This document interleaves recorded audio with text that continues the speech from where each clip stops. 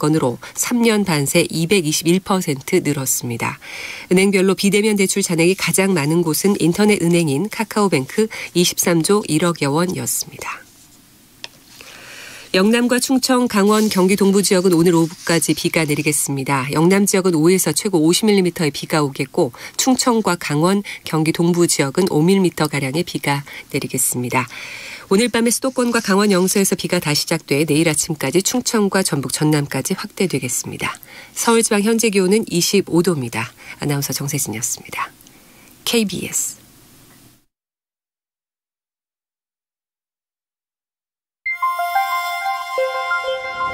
대한민국 중심 채널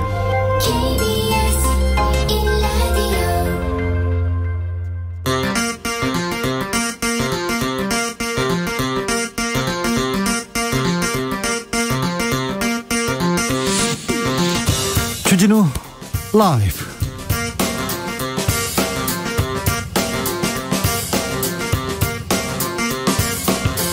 (2021년 9월 21일) 추석 화요일입니다. 안녕하십니까, 주진우입니다.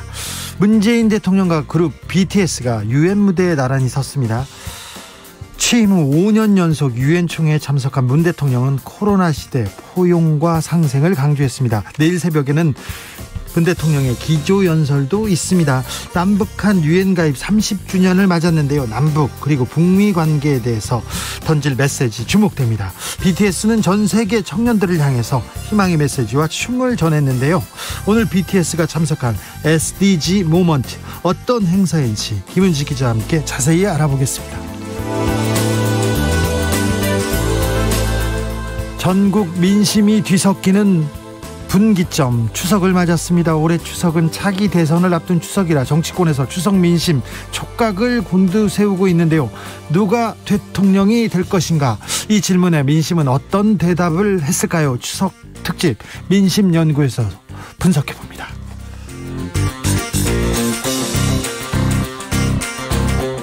더불어민주당 대선 후보 경선이 클라이막스로 달려가고 있습니다.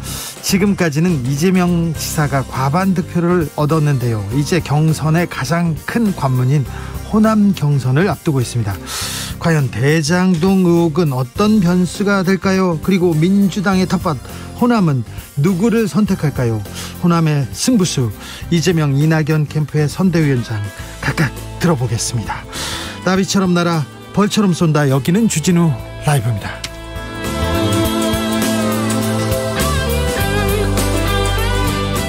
오늘도 자중자애, 겸손하고 진정성 있게 여러분과 함께 하겠습니다. 추석날 잘 보내고 계신지요? 추석 소원은 비셨습니까?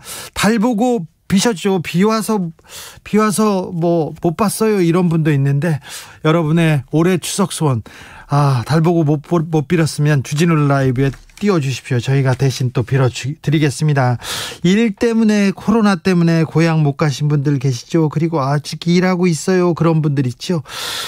고향으로 보내는 추석 메시지도 보내주십시오. 대신 전해드리겠습니다. 샵 9730, 짧은 문자 50원, 긴 문자는 100원입니다. 콩으로 보내시면 무료고요. 그럼 주진우 라이브 시작하겠습니다.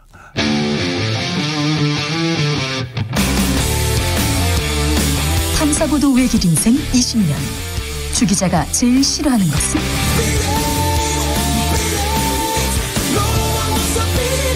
이 세상에서 비리와 부리가 사라지는 그날까지, 오늘도 흔들림 없이 주진우 라이브와 함께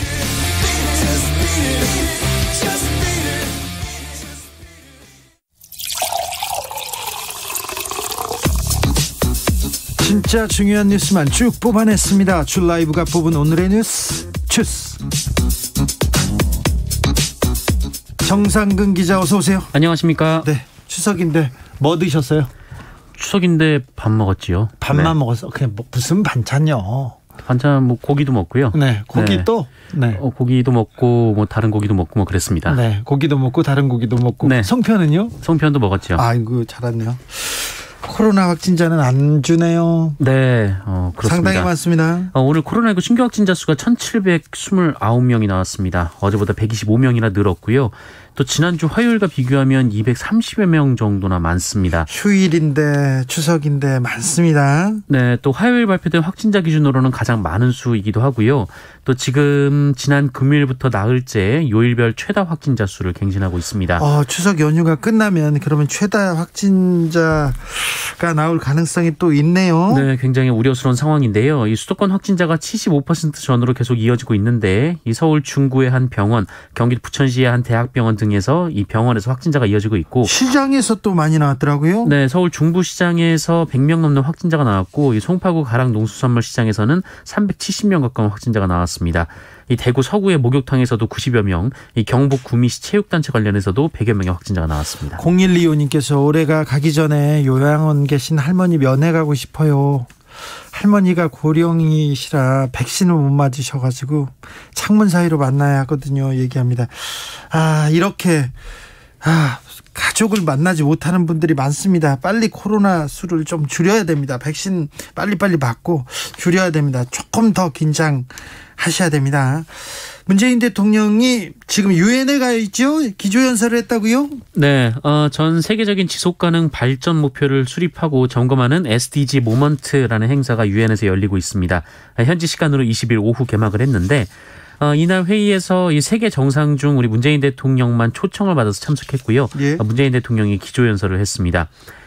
문재인 대통령은 기조연설을 통해서 이 포용적 미래를 향한 인류의 발걸음은 코로나로 인해 지체가 됐지만 역설적으로 코로나가 그 목표의 중요성을 더욱 절실하게 일깨워줬다라며 포용과 연대를 강조했습니다. 네. 또 문재인 대통령은 보다 나은 회복과 재건을 위한 코로나 백신의 공평한 접근과 배분이 그 시작이다라고 말하기도 했습니다. 그리고 청년 세대 대표로는 BTS가 참석해서 유엔에서 연설을 했는데요. 그 얘기는 잠시 후에 김은지 기자와 자세히 나눠보겠습니다.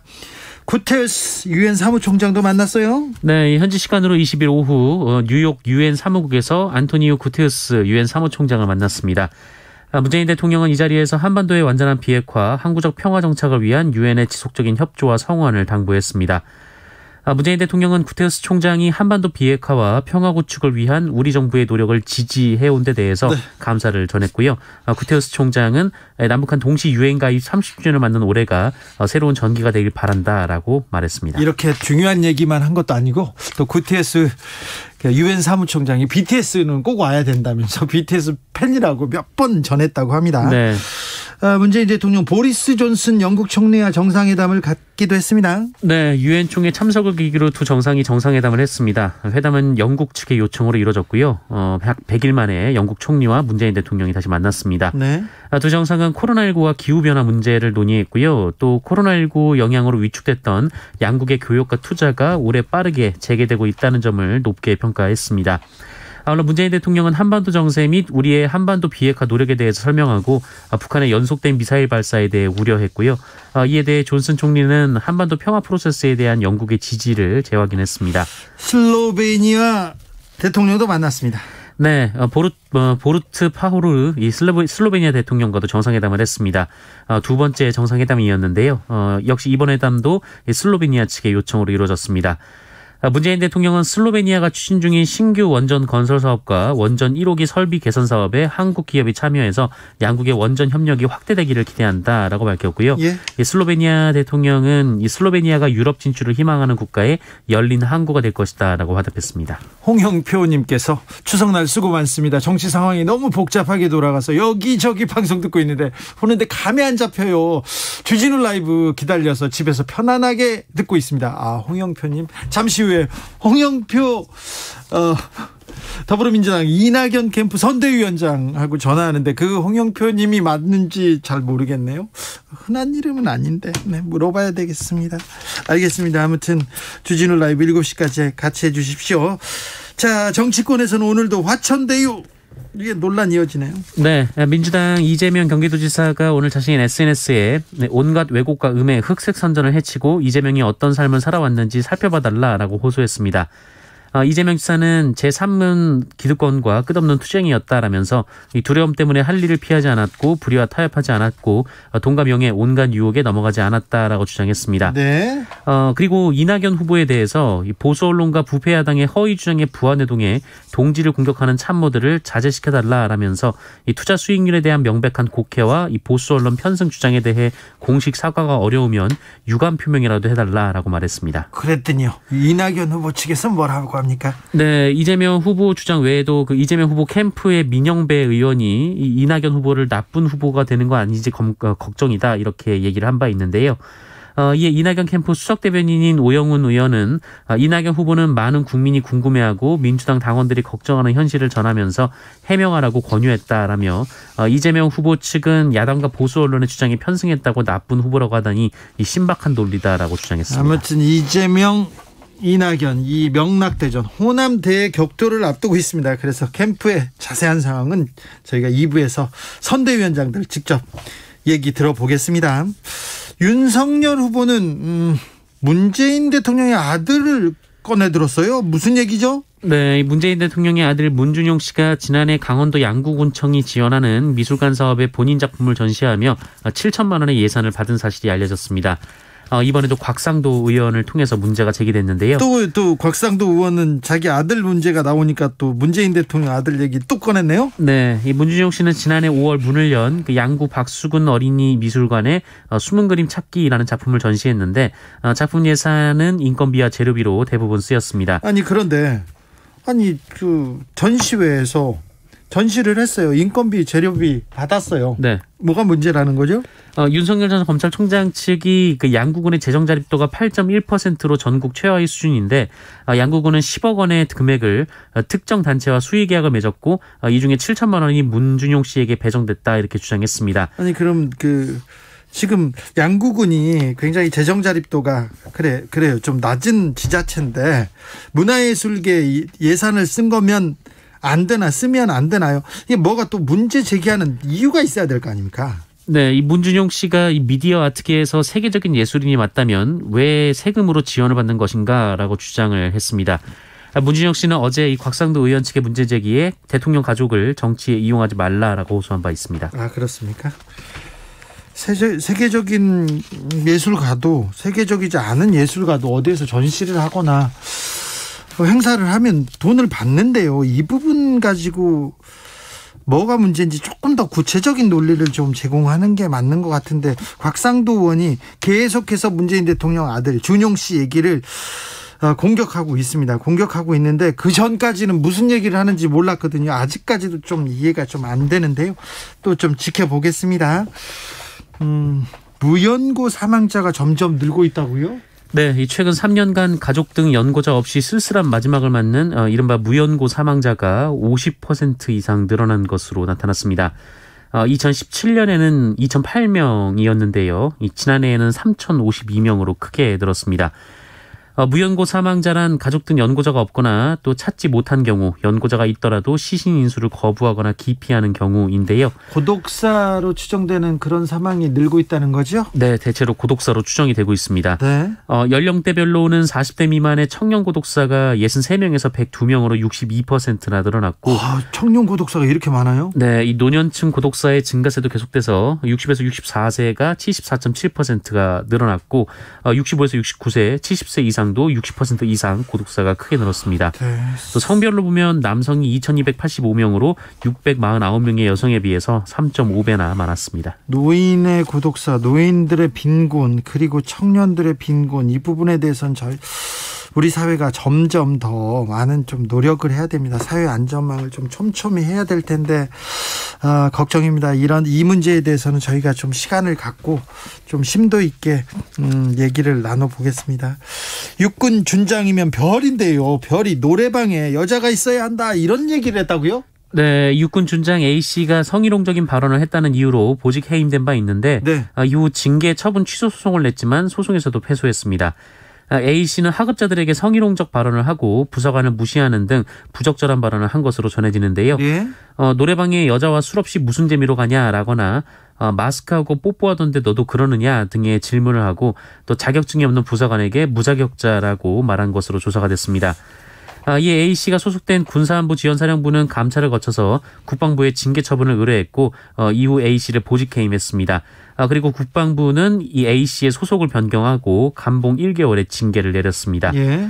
이 A씨 측이 보직해임 심의위원회 의결을 거치지 않은 상태에서 소명 기회를 받지 못했다며 이 절차가 적법하지 않게 진행됐다 이렇게 소송을 걸었습니다만 이 재판부는 하급자에게 인격적인 모멸감을 주고 특정 성별을 가진 사람에게 성적인 불쾌감을 줄 수 있는 부적절한 발언이다라며 또 절차도 위법하다고 볼 수 없다라고 판단했습니다. 네, 잘못했습니다. 준장님 잘못했어요. 반성이 먼저인 것 같습니다. 옛 여자친구를 납치해서 감금하고 폭행한 남성이 있었습니다. 실형을 선고받았습니다. 네, 전 여자친구에게 폭력을 휘두르고 감금한 혐의로 재판에 넘겨진 30대 남성이 실형을 선고받았습니다. 이 춘천지법은 중간금치사, 절도, 도로교통법 위반 혐의로 기소된 36살 A씨에게 징역 3년을 선고했습니다. 어떤 일이 있었어요? 네, A씨는 지난 4월 4월 1일 오전 4시부터 4월 12일 밤 10시 50분까지 옛 애인인 30세 B씨에게 폭력을 휘둘러 다치게 하고 감금하는 등 이 중간금치상 혐의로 재판에 넘겨졌습니다. 10일 넘게 지금 감금했어요. 네, 강원, 대전, 홍천, 춘천, 속초 등으로 옮겨 다니면서 이 B씨를 감금하고 폭력을 휘두르고 또 여러 차례 가혹행위를 저질렀습니다. 네. 두 사람은 연인 관계로 지내다가 이 A씨의 폭행 때문에 헤어졌습니다. 그리고 헤어진 지 이틀 후에 이 가해자가 피해자에게 받았던 금품을 넘겨주겠다라며 불러냈고 이후 범행이 이루어졌습니다. 10일 넘게 이렇게 납치해서 감금했습니다. 근데 징역 3년. 징역 3년 또 적은 것 같습니다. 이런 사람들 정말 본때를 보여줘야 됩니다. 폭행으로 헤어졌는데 그 이후에 또 불러다가 다시 폭행했다고. 혹시 남자친구가 이렇게 폭행을 행사한다. 그런데 헤어지는 것을 고민한다. 고민할 것도 없이 헤어져야 됩니다. 명절 때면 헤어지기 더 좋습니다. 빨리 헤어지셔야 됩니다. 착한데, 사람은 착한데 술 먹어서 그래. 사람은 착한데 한 번 그래서 그런 거 아니에요. 절대 못 고칩니다. 그러니까 꼭 헤어지십시오. 폭행은 안 됩니다. 폭행은. 김건희님께서 저런 것들만 모아서 오징어 게임 시켜야 되는데 그렇다고 해서 오징어 게임은 안 됩니다. 그렇다고 해서 막 죽이고 그러면 안 되고요. 일단 헤어져야 됩니다. 절대. 네. 요새 오징어 게임이라고 넷플릭스 드라마가 있는데 게임 드라마라는데 인기가 있어서 그렇게 얘기하셨나 봐요. 2031님 주진우 라이브에 이 프로를 저는 절대 청취합니다. 하루의 모든 사실을 한눈에 볼 수 있는 것처럼 들을 수 있어서 아주 좋습니다. 화이팅 얘기합니다. 네, 정상근 기자가 뉴스를 한눈에 이렇게 깔끔하게 정리해 드립니다. 자, 2314님 모든 분들 즐거운 추석 되시길 물론 그러셔야 됩니다. 여러분은 행복하셔야 됩니다. 즐거운 추석 돼야 됩니다. 정상근 기자 표정은 네. 즐겁지 않아 보여요? 아주 즐겁습니다. 아주 즐거워요? 네네. 왜 그런데 안 즐거워 보여요? 네. 자, 여성이 근무하는 편의점을 다니면서 돈을 빼앗은 40대가 있다고요? 네, 여자가 혼자 근무하는 편의점만 골라서 금품을 훔친 40대 남성이 징역형을 선고받았습니다. 인천지법은 특수강도 혐의로 기소된 49살 A씨에게 징역 3년을 선고했는데요. 징역 3년이요? 네, A씨는 인천의 한 쉼터에서 퇴소한 후 돈이 필요하자 지난 6월 인천 부평구 소재의 한 편의점에서 냉장고에 있던 소주병 2개를 깨트린 뒤에 이 여자 직원 B씨를 위협해서 현금 71만 원을 훔쳤습니다. 강도네요, 강도. 네, 이 A씨는 부평구 일대를 돌아다니면서 여성 혼자 근무하고 있는 편의점을 물색하고 범행을 저질렀다고 하는데요. 네. 누범 기간 중이었음에도 불구하고 범행을 저질렀고 피해자로부터 아직 용서를 받지 못했다면서 재판부가 실형을 선고했습니다. 네. 지금 여성 혼자 근무하는 편의점만 노렸어요. 그래서 강도 행위를 한 사람 징역 3년 받았습니다. 물론 집행유예 기간이어서 그런데 근데 애인을 10일 이상 감금하고 폭행하고 막 이렇게 끌고 다니고 그런 사람도 징역 3년입니다. 네. 앞에 여자친구 폭행죄는 조금 더 좀 죄를 더 중하게 물어야 되는 거 아닌가 그런 생각합니다. 정상근 기자는 어떻게 생각해요? 네, 저도 같은 생각인데, 근데 참 이런 뉴스를 전할 때마다 그 여성 혼자 근무를 하고 있어서 이런 범행을 일어났다 이렇게 생각하지는 않으셨으면 좋겠는 게, 네, 잘못은 범인이 한 거지, 네. 여자 혼자 일했다는 게 문제가 되는 건 아닙니다. 여성이 잘못한 건 하나도 없어요. 그 약한 부분 그리고 좀 약한 사람, 여성만 노리고 이렇게 하는 범죄, 절대 용서하면 안 되고 이런 사람들은 조금 더 중하게 엄하게 처벌해야 됩니다. 제발 판사님 이런 사람들은 좀 엄하게 좀 처벌해 주세요. 재벌만 이렇게 그렇게 좀 봐주지 마시고요. 먼저 진료를 받게 해달라고 때를 쓴 사람이 있어요. 그러다가 안 들어주니까 병원에 불을 지른 사람이 있다고요? 네, 자신을 먼저 진료해달라는 요구가 거절당하자 이에 격분해 병원에 불을 지르려 한 남성이 실형을 선고받았습니다. 남성이에요, 이거. 네, 서울 동부지법은 이 특수협박, 현존 건조물 방화 예비 업무방해죄를 적용해서 최 모 씨에게 징역 2년 6개월을 선고했는데요. 네. 이 사람은 지난 6월 서울 성동구의 한 병원에서 자신을 먼저 진료해달라라고 요구했다가 이 거절당하자 이 방화를 시도를 했습니다. 네. 이 간호조무사에게 병원을 폭파해버리겠다라며 욕을 퍼부었고 이후 철물점에서 신어 2리터를 산 뒤에 병원으로 돌아왔는데요. 신어를 사가지고 왔어요? 네, 이 통을 열고 라이터로 불을 붙이려고 했는데 현장에 출동한 경찰이 제압해서 방화를 저지했습니다. 네. 그런데 알고 보니까 앞서 이 사람이 신어를 뿌리고 불을 붙이는 방법으로 사람을 살해해서 살인죄로 처벌을 받은 전력이 있었습니다. 네. 알겠습니다. 네. 전력이 있었군요. 보조금을 유용한 무형문화재 보유자들이 벌금형을 선고받았습니다. 네, 서울시에서 받은 보조금을 유용한 혐의로 재판에 넘겨진 무형문화재 기능보존회 대표들이 1심에 이어서 항소심에서도 벌금형을 선고받았습니다. 서울중앙지법은 지방재정법 위반 혐의로 기소된 김모 전 서울무형문화재 기능보존회 대표와 또 다른 김모 전 대표에게 벌금 300만 원을 선고했는데요. 이들은 2015년에서 2016년 국내외 전시회를 준비하면서 서울시로부터 행사 진행비, 도록 제작비 등 총 1억 6천만 원의 보조금을 지원받고 이 중에 7,500여만 원을 다른 용도로 사용한 혐의를 받습니다. 그러면서 서울시의 보조금 상한에 맞춰서 전시회 비용을 부풀려 보고했고 이 남은 보조금을 법인 운영이나 회원들에 대한 지원비 등에 사용한 것으로 조사가 됐습니다. 이 무형문화재 보존 및 진흥에 관한 법률에 따르면 이 무형문화재 명예보유자가 이 전통문화의 전시 등과 관련해서 벌금 이상의 형을 선고받고 형이 확정되면 네. 무형문화재 인정이 해제가 됩니다. 네. 하지만 현재 두 사람은 현재 판결에 불복해서 대법원에 상고한 상황입니다. 네. 몇 해 전에 저한테 제보하러 온 분이 성추행을 당했는데 자기가 조금 더 단호하게 가해자한테 노라는 얘기 그리고 안 된다는 얘기를 했어야 되는데 너무 무서워서 가만히 있었대요. 그래서 성추행을 계속 당했는데 그 얘기를 하는데 그거는 가해자가 아마 피해자가 노라고 계속 얘기했어도 그 가해자는 성추행을 했을 거예요. 그건 가해자의 잘못이었어요. 그 피해자의 잘못이 아닙니다. 조금 전에 잘못은 가해자가 한 것이다. 여자 혼자 있어서 피해를 당한 것이 아니라고 정상근 기자가 얘기했는데요. 네, 이 발언에 엄지척 쏟아지고 있답니다. 정상근 기자와 함께했습니다. 감사합니다. 고맙습니다. 교통정보센터 갈까요? 공인혜 씨. 네, 이 시각 교통정보입니다. 하루 마무리는 잘 하고 계신가요? 긴 연휴 중에서도 추석 당일인 오늘은 상하행선으로 모두 교통량이 많았던 하루였습니다. 지금도 경부고속도로 서울 쪽 충청권 정체만 100km가 넘게 이어지는데요. 도동 분기점에서 북대구, 영동에서 영동 1터널, 비룡에서 대전 사이 더디고 주간부터 청주 쪽으로 31km 구간, 목천에서 남사 사이 46km 구간 가장 길게 정체입니다. 이후 천안 부근 4차로와 서울 요금소 갓길의 사고 여파 부근으로 받고 있고요. 중앙고속도로 대구 쪽 동명 휴게소에서 다부터널 사이 더디다가 보문터널 부근 주춤한 이후도 사고의 영향 남아섭니다. 더 가서 풍기에서 중령터널 제천 분기점 일대 치악 1터널에서 남원주 부근 제속도를 못 내고요. 당진 대전고속도로 대전 쪽 공주 분기점 1차로에서 사고가 나 부근 2km 구간 정체가 되고 있습니다. 끝으로 논산 천안고속도로 천안 쪽 거의 전 구간인 논산 분기점부터 2인 휴게소 사이와 정우터널부터 남붕새 쪽으로 모두 55km 구간 밀려 지납니다. 안전운행 부탁드립니다. KBS 교통정보센터였습니다.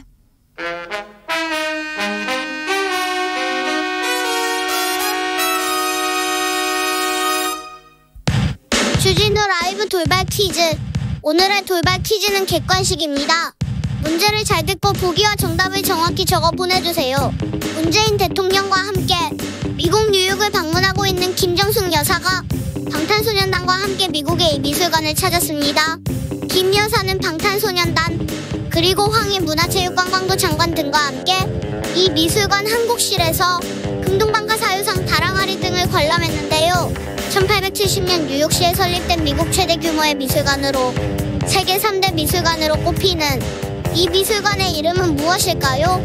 보기 드릴게요. 보기 1번 메트로폴리탄 미술관, 보기 2번 국립현대미술관, 다시 한번 들려드릴게요. 보기 1번 메트로폴리탄 미술관, 보기 2번 국립현대미술관.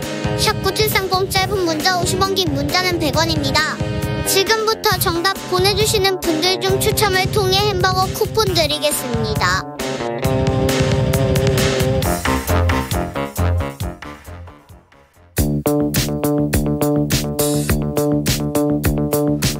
대설을 앞둔 추석, 요동치는 대선 풍향계, 민심은 어디로 향하고 있나요? 대한민국 민심을 분석합니다. 추석 특집 민심연구소. 민심의 향방 예리하고 촘촘하게 분석해 보겠습니다. 윤희웅 오피니언 라이브 여론분석센터장, 어서 오세요. 네, 안녕하십니까. 장성철 대구 가톨릭대 특임 교수, 어서 오세요. 안녕하세요, 장성철입니다. 네, 복된 추석 되고 계신지요? 네, 저는 고향에 갔다가 네. 방금 전에 올라왔습니다. 자, 장성철 교수는 대구에서 오셨어요? 아닙니다. 저는 뭐 주위에 어른들이 살고 계셔가지고요. 예. 처갓집에서 왔습니다. 알겠습니다. 자, 추석 민심 잡기, 여야 정치권이 지금 가장 큰 하드인데요. 이번 추석 밥상에는 어떤 이야기가 이렇게 올라왔을까요? 장성철 저는 첫 번째 물가 같아요.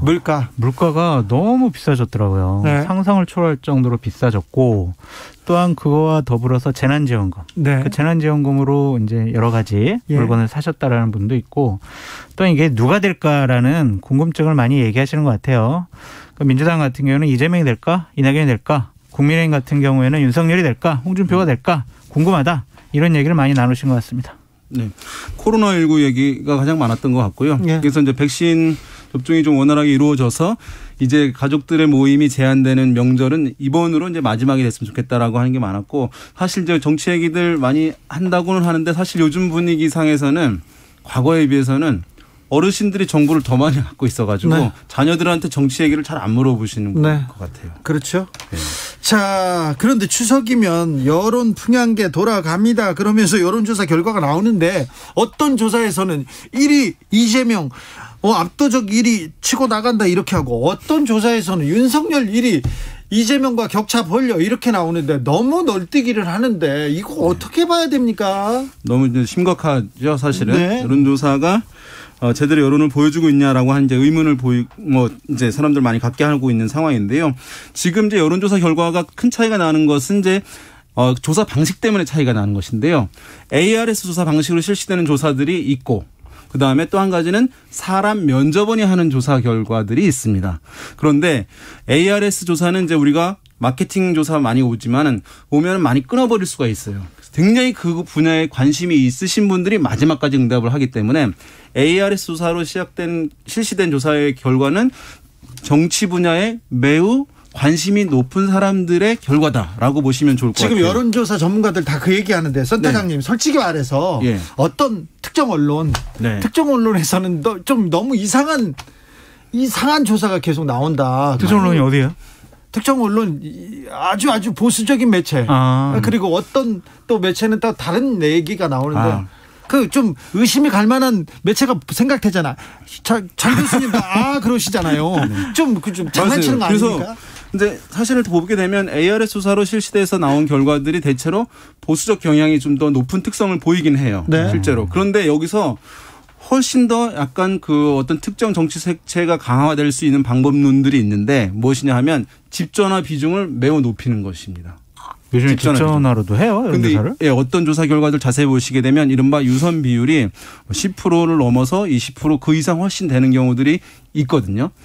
그래서 100% 휴대폰 조사가 아닌 경우에 또 일부는 이제 가구전화 유선 번호가 필요할 수도 있습니다만, 그 비중이 과도하게 높으면서 또 ARS랑 결합된 경우에는 보수적 응답이 사실은 높게 나오는 경향들이 결과적으로 있는 상황이어서. 그럼 변명하지 마시고요. 그렇죠. 맞아. 윤희웅 센터장님 여론조사 전문가 아닙니까? 네. 근데 우리가 이번 연휴 때 봤던 두 가지 여론조사의 차이를 합산해서 보면은요. 네. 대략 14% 차이가 나요. 예. 두 개 합쳐보면 1등, 2등 이렇게가.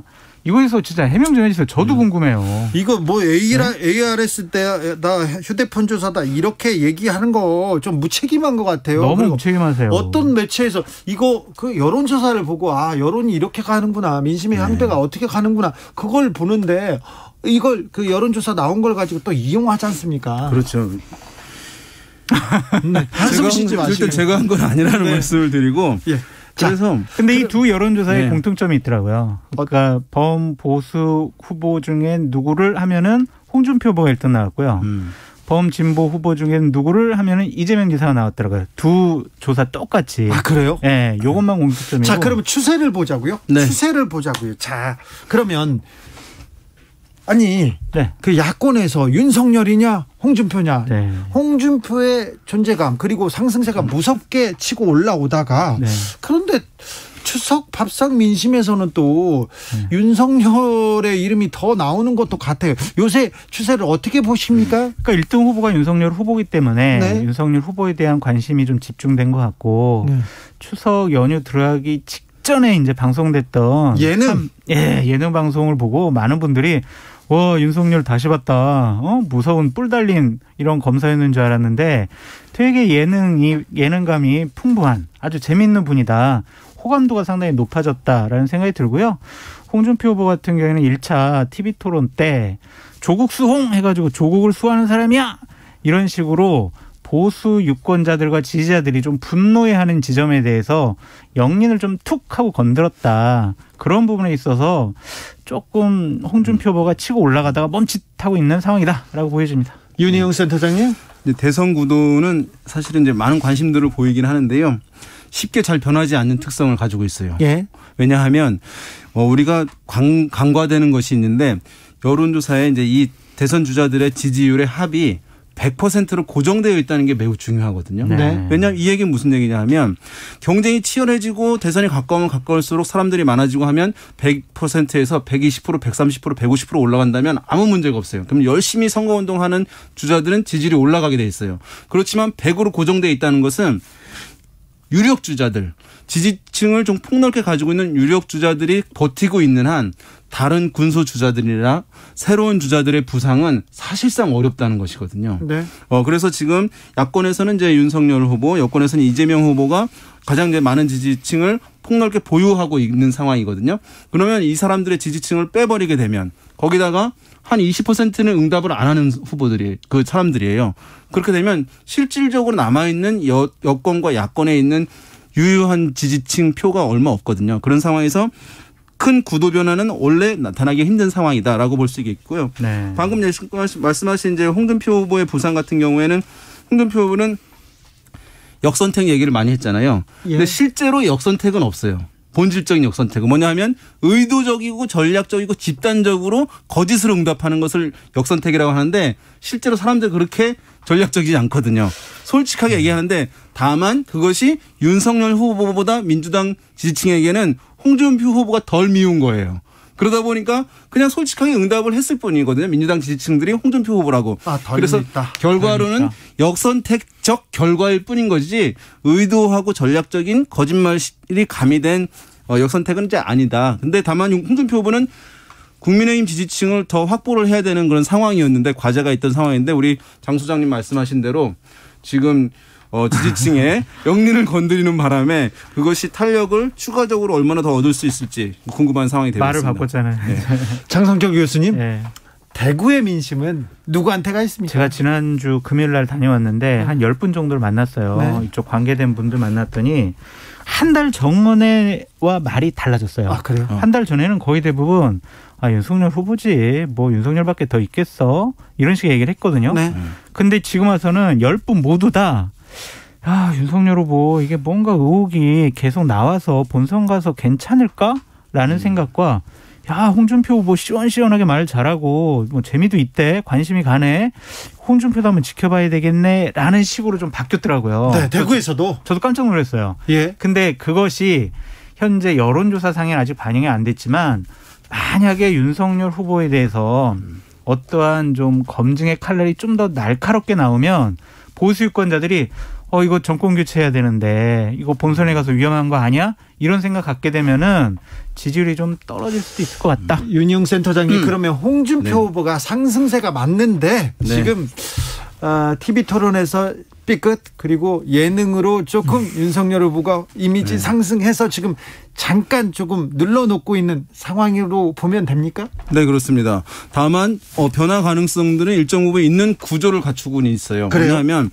어느 진영에서 한 명의 후보가 압도적으로 놓고 추격자라든가 대안이라고 할 만한 사람이 없다고 한다면 웬만한 악재가 나오거나 웬만한 실수를 하더라도 변동 가능성이 거의 없어요. 한두 달 전까지는 그랬어요. 그런데 어쨌든 지금 홍준표 후보 가시권에 들어온 상황이기 때문에 이후에 TV 토론도 많이 하고 할 상황이기 때문에 윤석열 후보로서는 여기서 좀 더 다른 이제 부각될 수 있는 실수라든가 실언 이런 것들이 커지게 되면 아니면 지금까지 있었던 논란들에 대해서 방어가 좀 미진할 경우에는 홍준표 후보의 추가 상승으로 이어질 수 있다는 점에서 아마 앞으로 윤석열 후보 측에서도 더욱더 강한 캠페인이 나올 것 같아요. 그러니까 홍준표 후보의 추격전 자체를 뿌리치려고 하는 그런 캠페인이 좀 더 강화될 수밖에 없을 것 같습니다. 제가 1차 국민의힘 그 TV 토론을 보고 두 가지를 좀 생각을 해봤는데 하나는 TV 토론 리스크가 윤석열 후보에게 있을 줄 알았더니 홍준표 후보에게 있었다. 1차 토론은 그랬어요? 네, 라는 생각이 들더라고요. 그래서 야, 윤석열 후보는 그냥 TV 토론 못할 줄 알았는데 본전만 해도 야, 그냥 뭐 실수 안 했네, 잘했네. 기대치가 낮아져 있기 때문에 그런가요? 그렇게 생각했는데 홍준표 후보 같은 경우에는 저는 이 부분이 두 번째인데 이낙연 후보가 1월 초에 전직 대통령 사면하면서 민주당 지지층으로부터 마음을 외면당했잖아요. 네.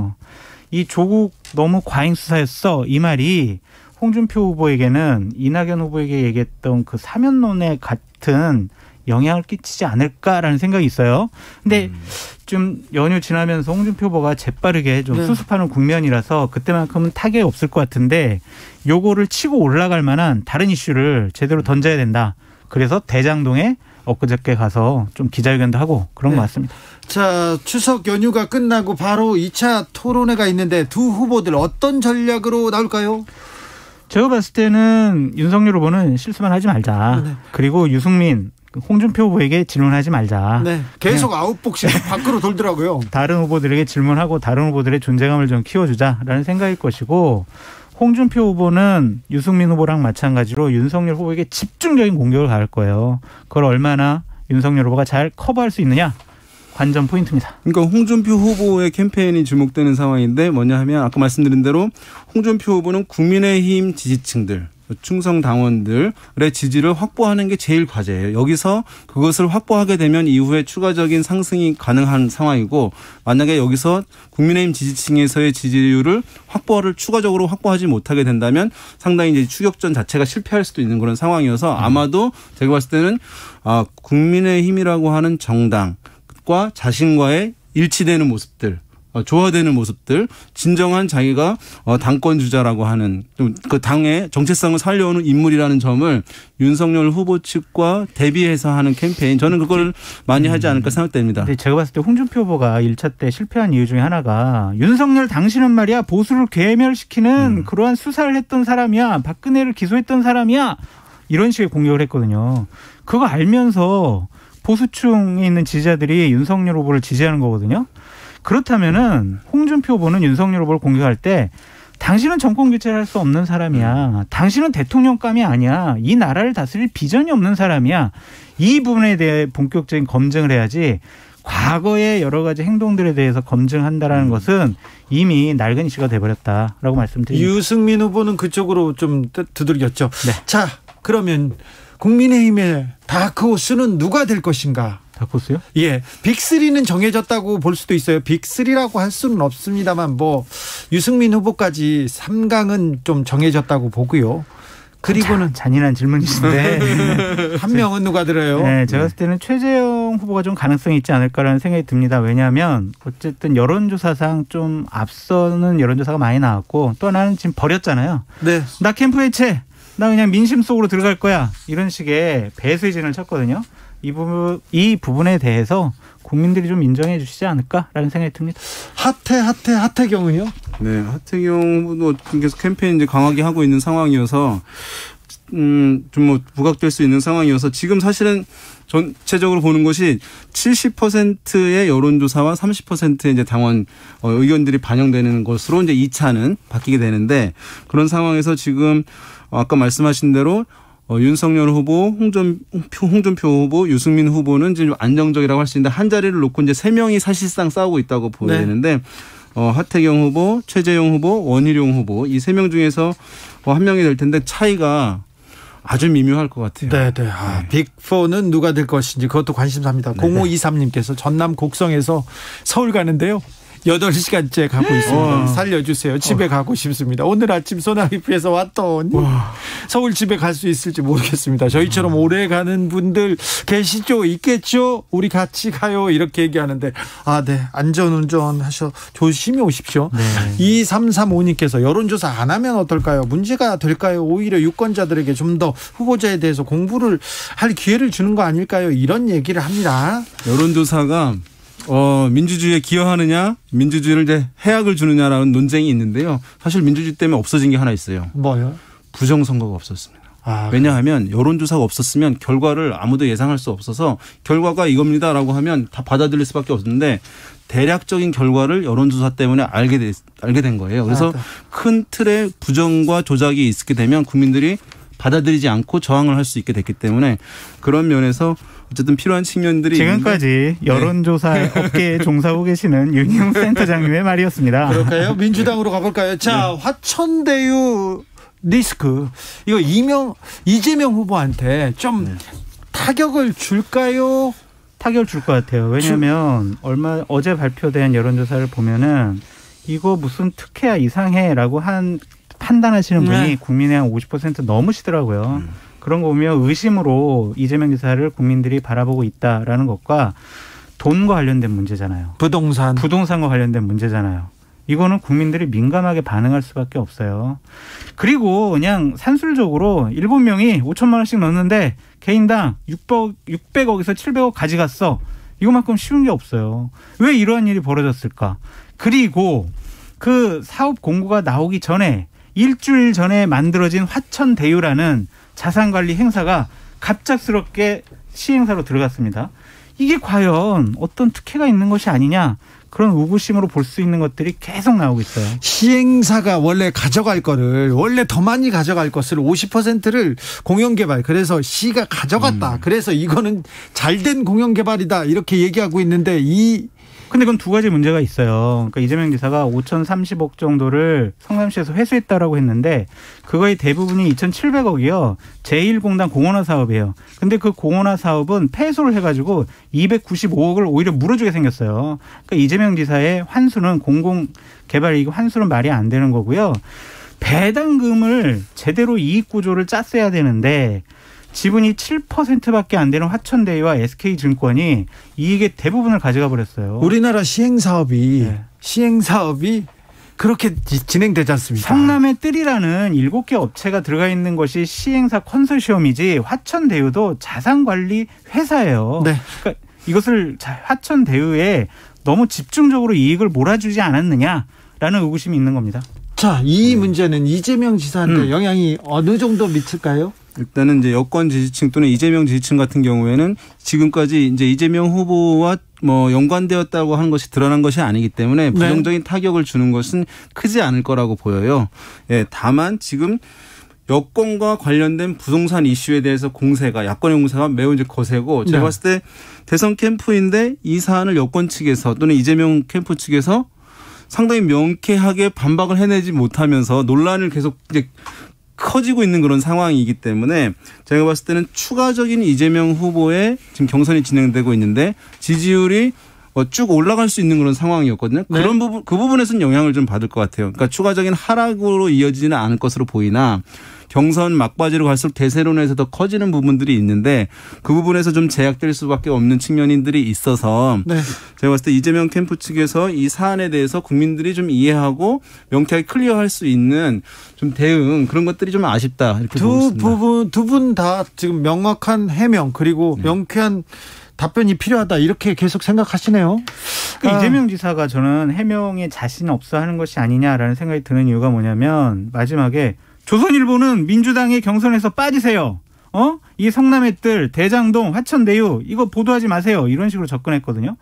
그렇다면 이거 뭔가 있는 거 아니야? 왜 보도하지 말라고 그러지? 조선일보가 너무 좀 치고 나가고 너무 이재명 지사하고 이렇게 너무 연결하니까 좀 그래서 이렇게 견제고 던진 거죠. 그렇다고요. 네. 6939님께서 윤석열 후보한테 뻔한 질문만 해서 단단히 준비해서 답하게 하는 거. 윤 후보만 땡큐죠. 다음 토론에서 다른 질문 좀 해주세요. 제발 이렇게 얘기하는데 다른 후보들도 이번에는 단단하게 좀 대비할 것 같습니다. 자, 네. 호남에서 민주당 대선 주자의 그 향방을 가릴 대첩이 벌어집니다. 지금 투표 시작했습니다. 자, 어떻게 전망하십니까?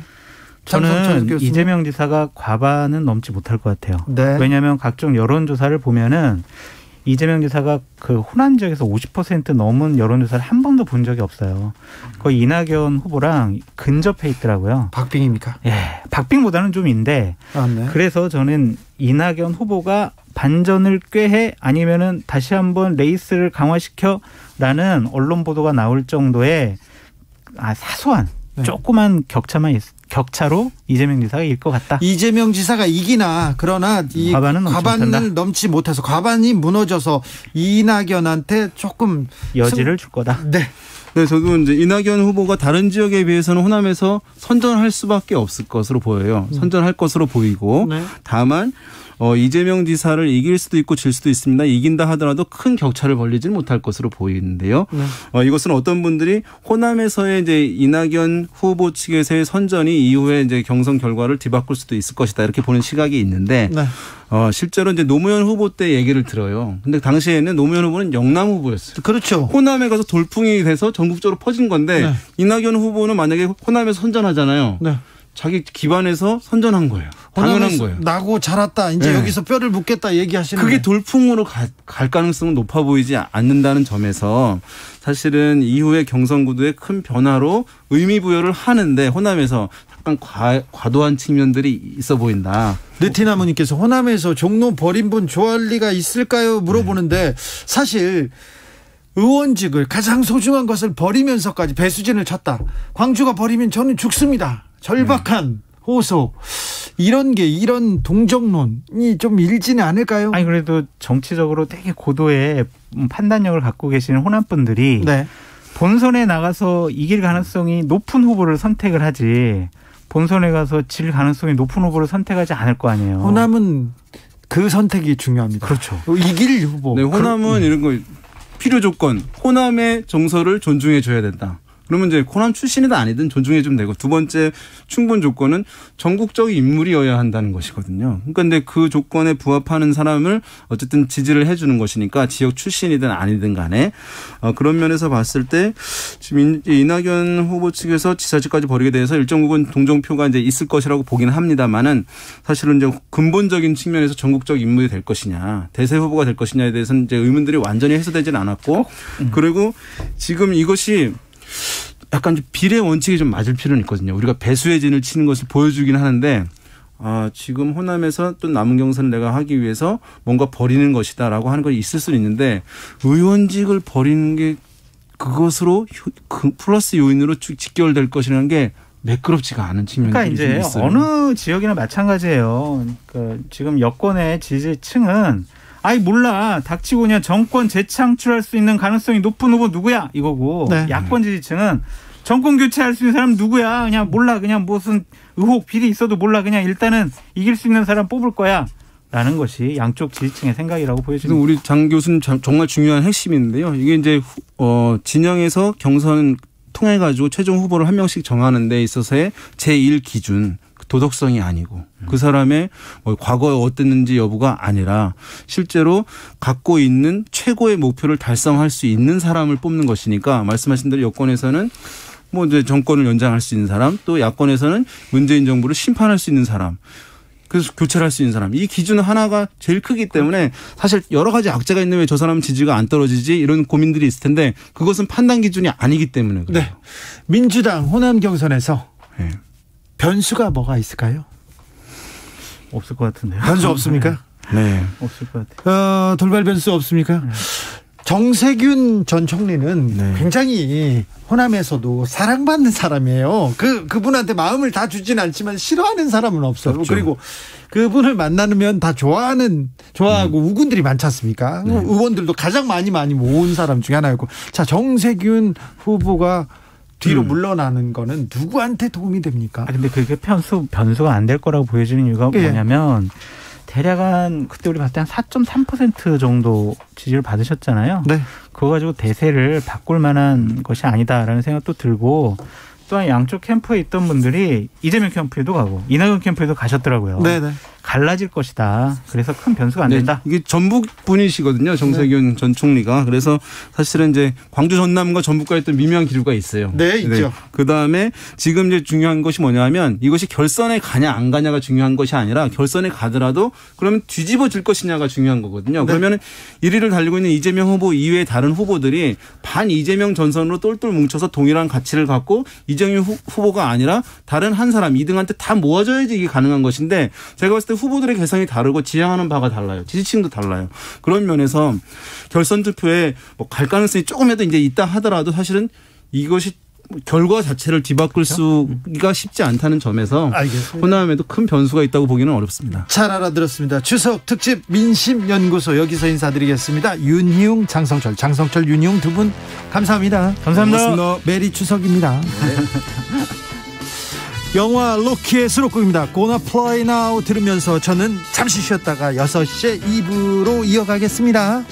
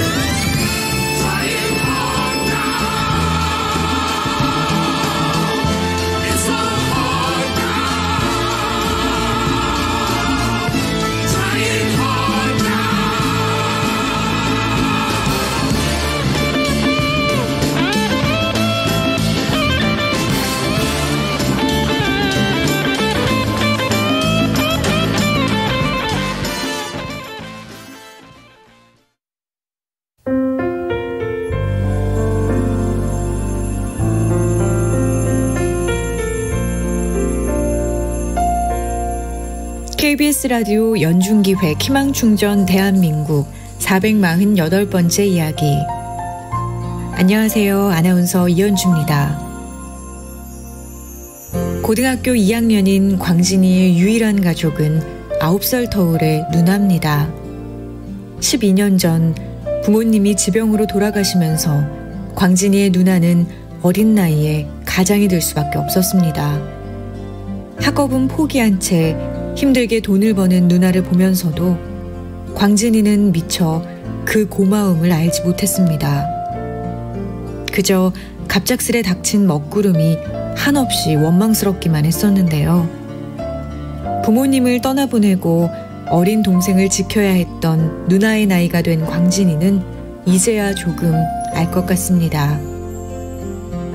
갖고 싶은 것과 하고 싶은 게 많았을 누나가 지금의 가족을 지키기 위해 많은 걸 포기하며 살아왔다는 것을요. 광진이는 이제라도 누나에게 희망을 선물하고 싶습니다.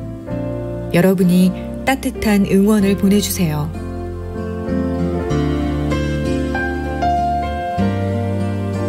여러분의 따뜻한 손길이 희망의 빛이 됩니다. ARS 060-700-1580 060-700-1580 한 통화 3,000원으로 희망을 선물해주세요. KBS 라디오 연중기획 희망충전 대한민국은 초록우산 어린이재단, 인탑스 주식회사 그리고 청취자 여러분과 함께합니다. ARS 060-700-1580 한 통화 3,000원입니다.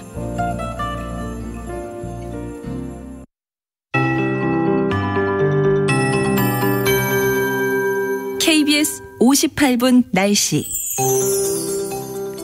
오늘 밤 수도권과 영서, 충남 서해안은 밤부터 비가 시작이 되겠습니다.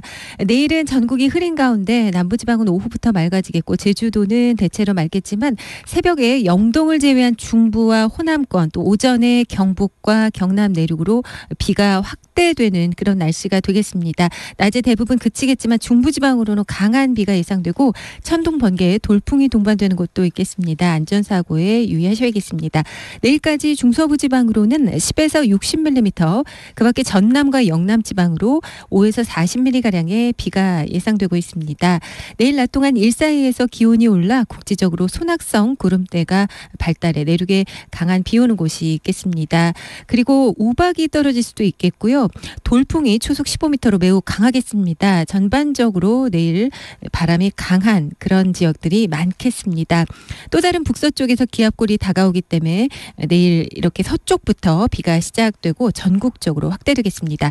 내일 아침 기온은 서울 19도 등 17도에서 22도 분포, 낮 최고 기온은 서울 24도 등 23에서 29도로 중부지방은 25도 이하의 기온을 보이면서 선선하겠습니다. 동해 먼바다는 내일 아침까지 물결이 높겠습니다. 지금 서울의 기온은 24.9도입니다. 강혜종입니다.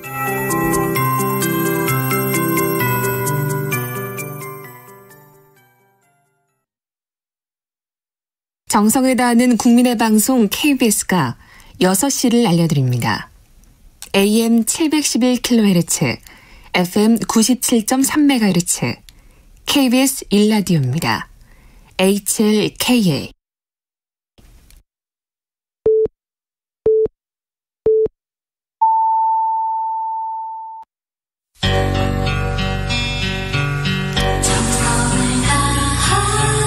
정성을 다하는 국민의 방송 KBS 주진우 라이브. 그냥 그렇다고요. 주진우 라이브 2부 시작했습니다. 이름에 라이브가 들어가서 추석에도 라이브로 만나고 있습니다. 라디오 정보센터 다녀오겠습니다. 정한나 씨. 코로나19 예방접종 대응 추진단은 오늘 0시 기준으로 3,652만 7,829명이 1차 접종을 마쳐 전체 인구 대비 접종률은 71.1%로 집계됐다고 밝혔습니다. 이 중 백신 접종이 가능한 18살 이상으로 보면 인구 대비 접종률은 82.7%로 집계됐습니다. 중앙방역대책본부는 지난 12일부터 18일까지 세계보건기구 집계 기준으로 100만 명당 주간 확진자가 우리나라는 247명이라고 밝혔습니다. 이스라엘은 6,955명, 미국은 3,218명, 영국 3,048명, 독일은 797명, 프랑스 783명, 일본은 389명 등입니다. 코로나19 예방접종 대응 추진단은 영국과 백신 교환을 추진 중이지만 자세한 사항은 현재 협의 중이라고 밝혔습니다. 그러면서 도입이 확정되면 미접종자에 대한 신규 1차 접종, 18세에서 49세에 대한 2차 접종 등에 사용할 예정이라고 설명했습니다. 코로나19 백신 접종 의사가 없었던 미접종자 가운데 새로 접종을 신청한 대상자는 내달부터 모더나 백신을 맞게 됩니다. 더불어민주당 대선 주자들은 호남권 경선 투표가 시작한 오늘 저마다 적임자를 자처하며 한 표를 호소했습니다. 추석을 맞은 노동자들이 복직과 고용 안정, 체불임금 해결을 요구하며 거리에서 함께 차례를 지냈습니다. 지금까지 정보센터 뉴스였습니다.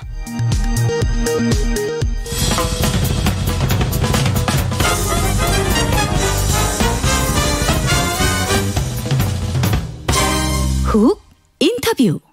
모두를 위한, 모두를 향한 모두의 궁금증 훅 인터뷰.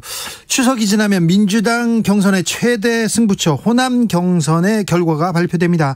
호남권 투표 오늘부터 시작됐는데요. 각 캠프의 호남 승부 전략 들어보겠습니다. 먼저 이재명 캠프 선대위원장 우원식 의원, 안녕하세요.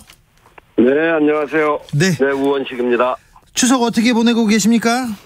네, 추석 이것저것 현장에서 들려오는 소리도 듣고 있고 또 언론을 통해서 보도되는 것도 살펴보면서 네. 이번 경선을 잘 준비하면서 추석을 보내고 있습니다. 이재명 후보가 과반수 이상 득표하고 있습니다. 그래서 호남에서 승부가 끝난다 이렇게 얘기가 나오다가도 또 호남은 또 만만치 않다, 또 다른 얘기도 나옵니다. 캠프는 어떻게 보고 계신지요? 지금 여론조사도 그렇지만 그동안 실시한 4번 순회 경선 또 한 차례 국민선거인단 투표에서 과반이 넘는 그 높은 지지를 보내주셨잖아요. 그래서 그거는 이제 그동안 이재명 후보가 보여줬던 이 능력과 본선 경쟁력을 기준으로 이길 수 있는 후보를 우리 당의 지지자들이 선택해가는 것이다 이렇게 생각을 하고 있고요. 또 그런 점에서 이 원팀 기조 또 정책 중심 선거운동 방식을 지켜온 것도 우리 지지자들에게 높게 평가받는 것이 아닌가 이렇게 생각합니다. 네. 어쨌든 지금까지 53.71%를 받았는데 캠프 분위기는 본선 경쟁력을 위해서 1차 투표에서 꼭 끝낼 수 있도록 해야 되겠다라는 생각을 가지고 최선을 다하자는 분위기입니다. 화천대유 논란이 변수가 될 것이다 이렇게 얘기하는 사람도 있는데요. 화천대유 이재명 지사 측에서는 이거는 우리가 잘한 일이다. 공공개발해가지고 이익을 도민한테 준 일이다 이렇게 얘기하고 있어요. 자, 화천대유 이거 의혹의 눈초리를 보내는 국민들한테 좀 설명해 주십시오. 네, 이거 당시 성남의 지금 야당 소속 의원 등 이런 분들이 그 정치권에서 압력을 가해서 공공개발을 포기하게 하고 민자 사업으로 가려던 것입니다. 예. 근데 그것을 이재명 시장이 그렇게 민자 사업으로 결정된 후에 한 6개월 후에 시장이 돼서 이건 안 된다. 이 아주 이득이 많이 남을 텐데 이 민자 사업으로 다 가게 하면 안 되고 이거를 공공으로 바꿔야 되겠다고 생각하고 공공으로 바꾼 그런 일입니다. 그래서 이재명 시장이 당시에 법에도 전례에도 없는 획기적인 방식으로 민자 사업자가 개발 이득을 100% 독식할 뻔한 것을 성남 시민에게 5,503억 이런 상당한 이익을 그런 이익을 환수하도록 그렇게 한 거거든요. 특히 중간에 민간의 이득이 더 남을 것이 예상돼서 인허가 조건까지 변경해서 920억을 더 성남시 쪽으로 끌어오게 함으로 해서 나중에 재판이 열릴 때 그 사람들이 와서 무슨 공산당 같은 사람이다 이렇게까지 비판을 했던 적이 있는 일이거든요. 이렇게 해가는 과정에서 건설사, 시행사, 은행은 물론이고 분양 공고로 돈 버는 언론까지 연결된 경관 카르텔이 있었지만 이재명 후보는 성남시에서만이라도 이 카르텔을 깨보고 싶었고 지방정부가 여러 제약으로 개발 사업을 수행할 수 없으니 이익의 상당 부분을 공공이 취하는 대신에 자금 조달, 사업 수행, 나아가 부동산 가격 하락 시 위험 부담까지 모두 민간에게 떠받는 그런 대안을 생각한 것이 대장동 개발 사업입니다. 예. 이제 그런 점에서 이재명 후보에게 무슨 의혹이 있을 턱이 없고요. 이렇게 공산당이라고 비판하는 그런 사람들과 무슨 결착이 가능했던가를 생각해 보면 이재명 후보는 이 민간에게 돌아갈 그리고 정치권의 압력에 의해서 부당하게 되었던 사업을 성남 시민에게 돌린 그래서 5,503억이라고 하는 그런 이득을 성남에게 돌려준 그런 정말 잘한 그런 일이다. 저희는 그렇게 보고 있습니다. 네, 그런데 국민들은요. 특정 개인들 시행사 쪽에서 화천대유나 몇몇 투자자가 막대한 수익을 가져간 것에 대해서 의혹의 눈길을 좀 주는 사람들이 있습니다. 여기에 대해서 이재명 후보도 명명백백하게 밝히자는 입장이죠. 네, 그렇습니다. 그런 점들에 대해서 못 밝힐 이유가 전혀 없고요. 이재명 후보는 시장하는 동안에 민간 쪽으로 다 가려고 하는 걸 막으려고 했고 끝까지 노력했던 사람입니다. 그렇지만 그 사업 전체를 성남시가 할 수는 없었던 일이거든요. 워낙 돈이 많이 들어가는 사업이고 그렇기 때문에 민간과 함께하는 사업의 방식을 택할 수밖에 없었고 오히려 민간이 가져가는 거를 공공이 들어가서 공공으로 절반 이상의 것들을 가져오게 하는 그런 성과를 내는 것이죠. 그리고 그렇게 해서 나중에 땅값이 많이 올라가서 이득이 많이 남게 되는데 그런 점에서 무슨 문제가 있었는지에 대해서 수사를 통해서 명명백백하게 밝히는 것이 좋다. 그러고 그런 점에 대해서 자신이 있다. 이렇게 생각하고 있는 겁니다. 네, 알겠습니다. 아무튼 대장동 건은 국힘 토건 게이트고 거기에 언론과 이 기득권이 결탁한 카르텔이고 이재명 후보는 전혀 관련이 없다. 1원이라도 취득했으면 사퇴하겠다. 이렇게도 얘기했으니 이거는 밝혀지는 걸 지켜보시죠. 네. 네, 그래서 대장동 게이트가 이번 경선에 좀 영향을 미칠까요? 대선에도 영향을 미치고요? 저는 이게 한 점의 의혹이 있는 일이 아니고 또 이미 경선 과정에서는 광주에서 토론을 통해서 충분히 설명이 되지 않았습니까? 네. 그래서 괜찮다고 생각하고 예. 오히려 이런 과정이 낱낱이 밝혀짐으로 해서 이재명 후보가 얼마나 이 공공성을 강화하고 또 그리고 국민의 이익을 위해서 노력해 왔는가. 네. 있지도 않은 제도를 시장이라고 하는 정말 작은 권한을 가지고 저렇게 많이 막아내고 국민들에게 성남 시민들에게 이익을 돌렸는데 대통령이 되면 얼마나 일을 투명하게 잘할까라고 하는 그런 반증을 만들어낼 수 있다 이렇게 생각하고 저희는 명명백백하게 밝혀지기를 원합니다. 대장동 의혹이 그렇다면 대장동 의혹이 이재명 지사한테 플러스로 작용하겠네요. 저는 그럴 수 있다고 생각합니다. 이재명 지사가 지금 이야기하는 새로운 길, 그건 뭐냐면 대장동 개발과 같이 불로소득 개발 이익을 공공으로 환수한 것처럼 이재명 후보가 성남시장이나 경기도지사로서 일관되게 지켜온 소신과 원칙이 있습니다. 그런 소신과 원칙은 기득권자들에게 우리 국민의 이익을 빼앗기지 않겠다. 예. 그리고 기득권자들에게는 이재명 지사가 눈에 가시처럼 비춰져 왔듯이 이 엄청난 반대와 저항에도 공영개발을 관철해 온 거거든요. 이걸 더 나아가서 이제는 법과 제도를 바꿔서 택지 개발에 공공개발을 제도화하겠다는 지금 공약을 내고 있고요.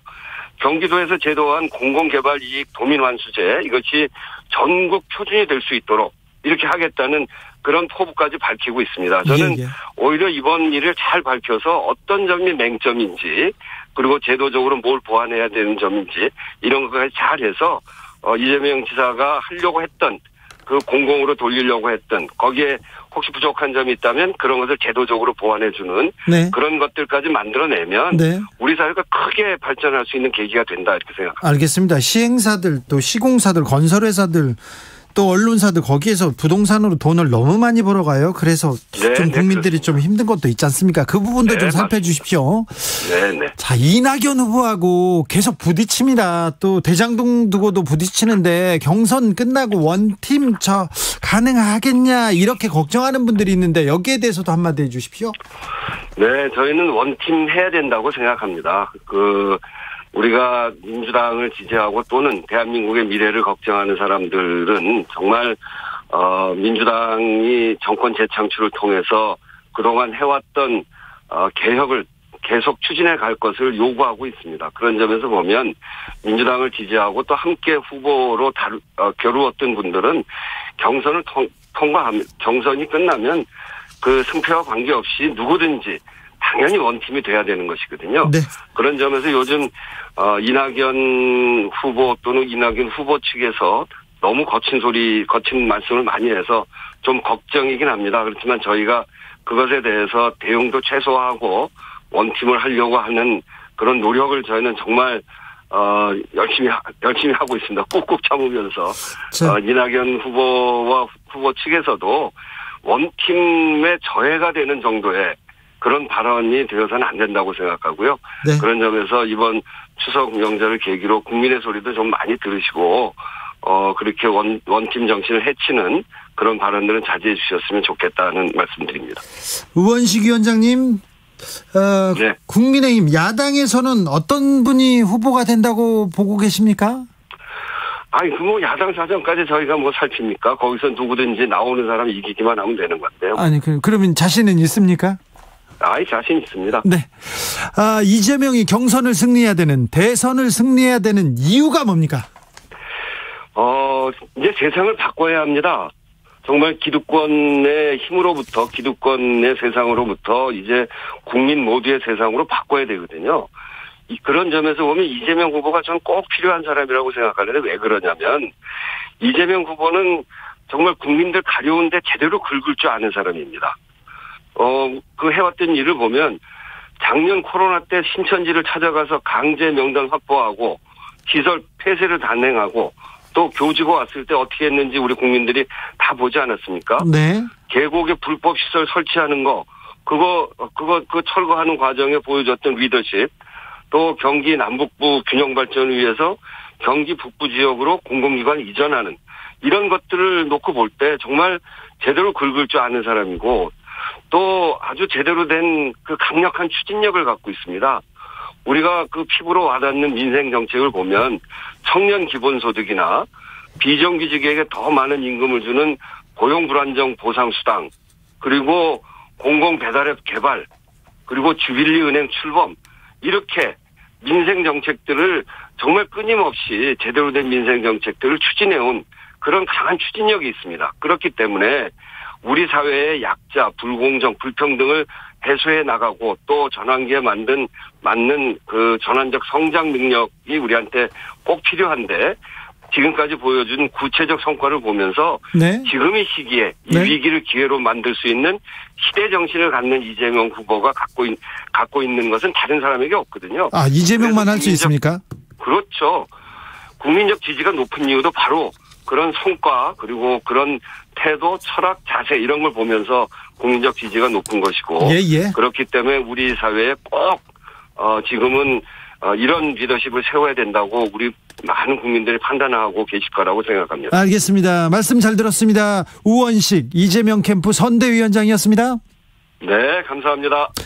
이어서 이낙연 캠프로 가보겠습니다. 친문 핵심 중에 핵심이죠. 홍영표 의원이 이낙연 후보에게 힘을 실어주겠다고 공식 지지를 선언한 후 이낙연 캠프의 공동선대위원장에 앉았습니다. 홍영표 의원 만나보겠습니다. 안녕하세요. 네, 반갑습니다. 홍영표입니다. 추석 어떻게 보내고 계세요?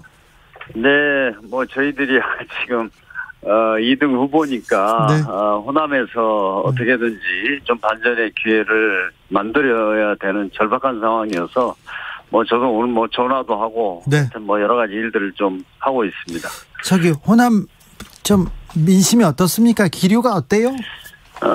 저는 뭐 호남의 기류가 지금 며칠 사이에 많이 바뀌었다고 저희들은 판단하고 있고, 또 뭐 일부 여론조사도 보면은 상당히 좀 좋은 징조가 있는 것 같습니다. 그러나 아무래도 참 뭐 이재명 후보가 지금 앞서 있기 때문에 저희들이 지금 최선을 다하고 있습니다. 네, 이재명 후보 측에서 부안해동하는 참모들 좀 자제시켜라 이렇게 또 좀 견제구를 날렸더라고요. 부안해동하는 참모들이 누굽니까?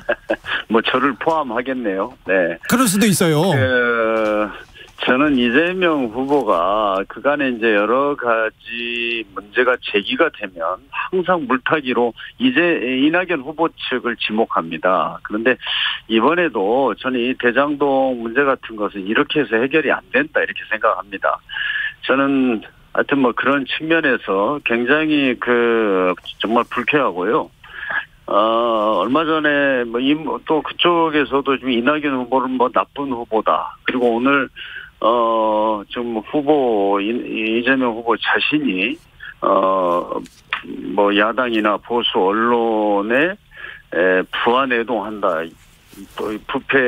보수 언론과 부패 야당의 허위 주장에 부하 내동해서 동지를 공격한다 이런 식으로 말하는 걸 보면서 참 상당히 지금 뭔가 좀 당황하고 있고 뭔가 이 좀 뭐 해명을 할 때 보면 막 강하게 이렇게 하지 않습니까? 뭐 같은 당에서 이런 어떤 문제 제기나 비판이나 합리적인 의심이나 이런 것도 전혀 받아들이질 못하고 마치 적을 대하듯이 이런 식의 태도를 일관하고 있는데 참 유감스럽습니다. 양쪽이 조금 감정이 격앙된 것 같아요. 이낙연 후보 측에서도 좀 네거티브 중단 선언까지 했는데 아직도 조금 네거티브 전략은 있는 것 같습니다.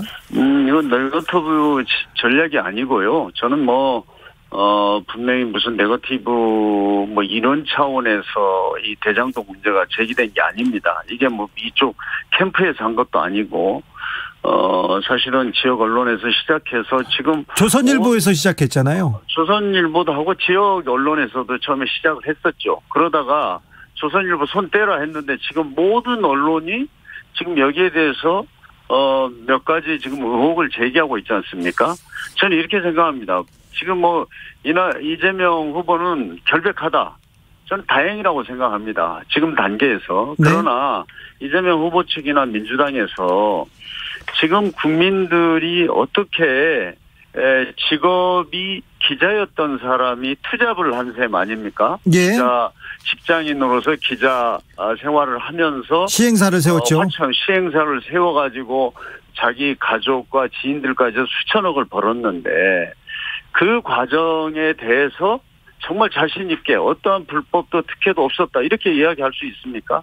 저는 이재명 지사하고 연결시킬 필요가 없다고 봅니다. 그러나 이 자체는 지금 국민들이 합리적으로 의심할 수밖에 없는 사안 아닙니까? 그렇게 돼서 어떻게 하면은 그 직장인이 언론인이 투잡을 하면서 이렇게 수천억을 벌 수 있나? 그런 것이 문제가 되고 있고 또 하나는 지금 권순일 대법관을 비롯해서 법조계의 실력자들이 지금 여기에 다 연관돼 있지 않습니까? 네네. 이것도 저희들이 납득하기 힘들지 않습니까? 이게 무슨 로펌도 아니고 무슨 대기업도 아니고. 아니 그거를 왜 이재명 후보가 지금 해명해야 돼요? 이재명 후보하고 이재명 후보가 해명할 필요가 없어요. 네. 저는 뭐냐면 어떻게 이런 작은 회사에 그런 대법관이 직접 고문으로서 한 달에 2천만 원씩 받을 수 있는지 네. 그게 뭐 국힘의 어떤 게이트로서 연결돼 있는 건지 뭔지 모르지만 이런 진상은 밝혀야 될 거 아닙니까? 네. 이게 무슨 뭐 이재명 지금 지사하고 직접 관련돼 있다고 저는 전혀 생각지 않습니다. 왜 그러냐면 본인이 나는 결백하다. 아무 문제도 없다니까 저는 그걸 믿습니다. 네. 같은 당으로서. 그러나 한번 우리 주진우 씨도 한번 생각을 해보십시오.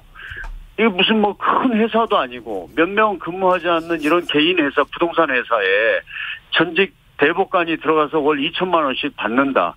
그리고 여기에 많은 법조인들의 여기 연루돼 있다.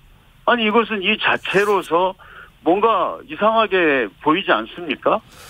저는 이걸 너무 뭐 정치적 공방이나 이런 걸로 갈 필요가 없습니다. 네. 이건 수사를 통해서 명명백백하게 국힘의 게이트인지 아닌지 아니면 또 다른 어떤 그런 그 부동산 투기꾼이나 뭐 이런 사람들에 의한 불법과 특혜가 없었는지 네. 이런 진상이 밝혀져야 됩니다. 그래서 네. 정치가 아니라 수사를 해야 되는 거죠, 제대로. 네. 저는 그걸 주장하는 것이고 제가 이재명 후보나 우리 민주당에 또 거기에 관련돼 거기 있는 캠페인에 있는 분들이 네.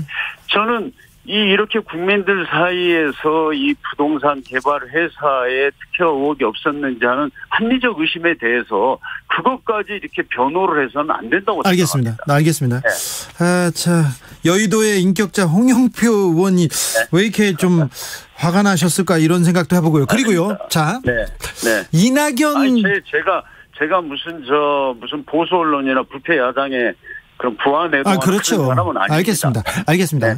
자, 이낙연 후보 얘기를 못하고 지금 이재명 후보 얘기만 했어요. 이낙연 후보는 장점이 많아요. 경험도 많고요. 네네. 그런데 본인의 장점 그리고 정책이 전혀 안 보여요. 이낙연의 비전은 안 보입니다. 이재명에 대한 공격만 보이고 이거 어떻게 합니까? 그건 참 저는 이제 캠프에 늦게 합류를 했습니다. 그게 좀 안타까운 부분입니다.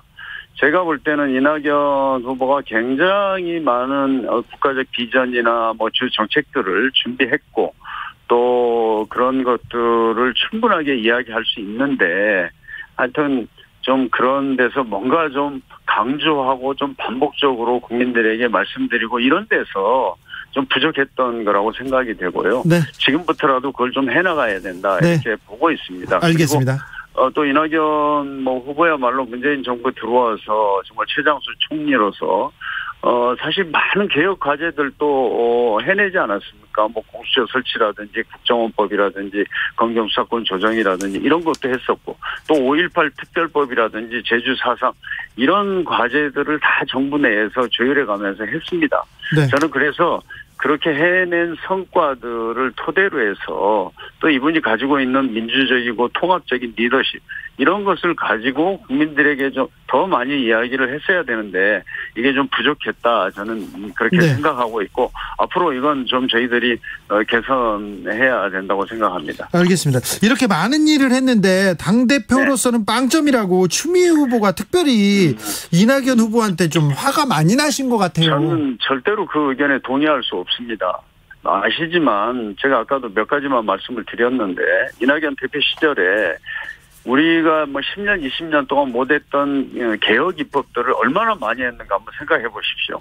예. 저는 그것을 전혀 이렇게 인정하지 않는 것 자체가 어떤 정치적인 또 지금 경선 과정이니까 배경이 있다 이렇게 생각이 되고요. 거기에 대해서는 전혀 동의하기가 어렵습니다. 네. 더 말하기 그렇죠 또. 네. 3477님께서 국민의힘은 외부 공격에는 같이 단결해서 맞서 싸우는데 민주당은 외부 공격을 이용해서 내부에 총질을 하다니 이게 뭔 일인지 이렇게 걱정하시는 분이 있습니다. 저는 전혀 그렇지 않고요. 네. 지금 뭐 경선 과정에서 예를 들면은 지금 이재명 후보가 주장하고 있는 기본소득. 우리는 네. 이게 굉장히 문제가 있다고 생각합니다. 그래서 얼마 전에 제가 의원들하고 성명서까지 발표를 했었는데 네. 정말 이 기본소득 그럼 정책 문제 아닙니까? 그러니까 기본소득을 뛰어넘는 이낙연의 정책. 아니 그래서 그거는 보편적 복지의 강화 아닙니까? 예. 그래서 이제 신복지라는 것으로 해서 토론을 하자 그랬는데 이 자체도 거부합니다. 그럼 정책도 토론을 해서도 안 되고 또 이렇게 국민들이 문제 제기하는 이런 것들에 대해서도 이야기만 꺼내면 네거티브라고 하고 그리고 무슨 국힘당에 부하내동한다고 이렇게 몰아붙이고 나쁜 후보라고. 저는 도대체 이 경선이라는 게 후보들의 도덕성, 자질, 비전 이런 걸 놓고 서로 경쟁하는 것 아닙니까? 예. 그럼 정책도 이야기하지 마라. 그리고 이런 합리적인 문제 제기도 하지 마라. 그거 어떻게 하란 말입니까? 자, 알겠어요. 네, 알겠어요. 지금 이런 식으로 경선이 진행돼서는 안 되고요. 예. 저는 좀 이런 것들이 참 당 지도부가 좀 잘 좀 이끌어줘야 하는데 지금 네. 참 그런 것에 대한 참 문제 제기도 많이 있습니다. 네. 당 지도부가 잘 안 이끌어주고 미국 갔습니까?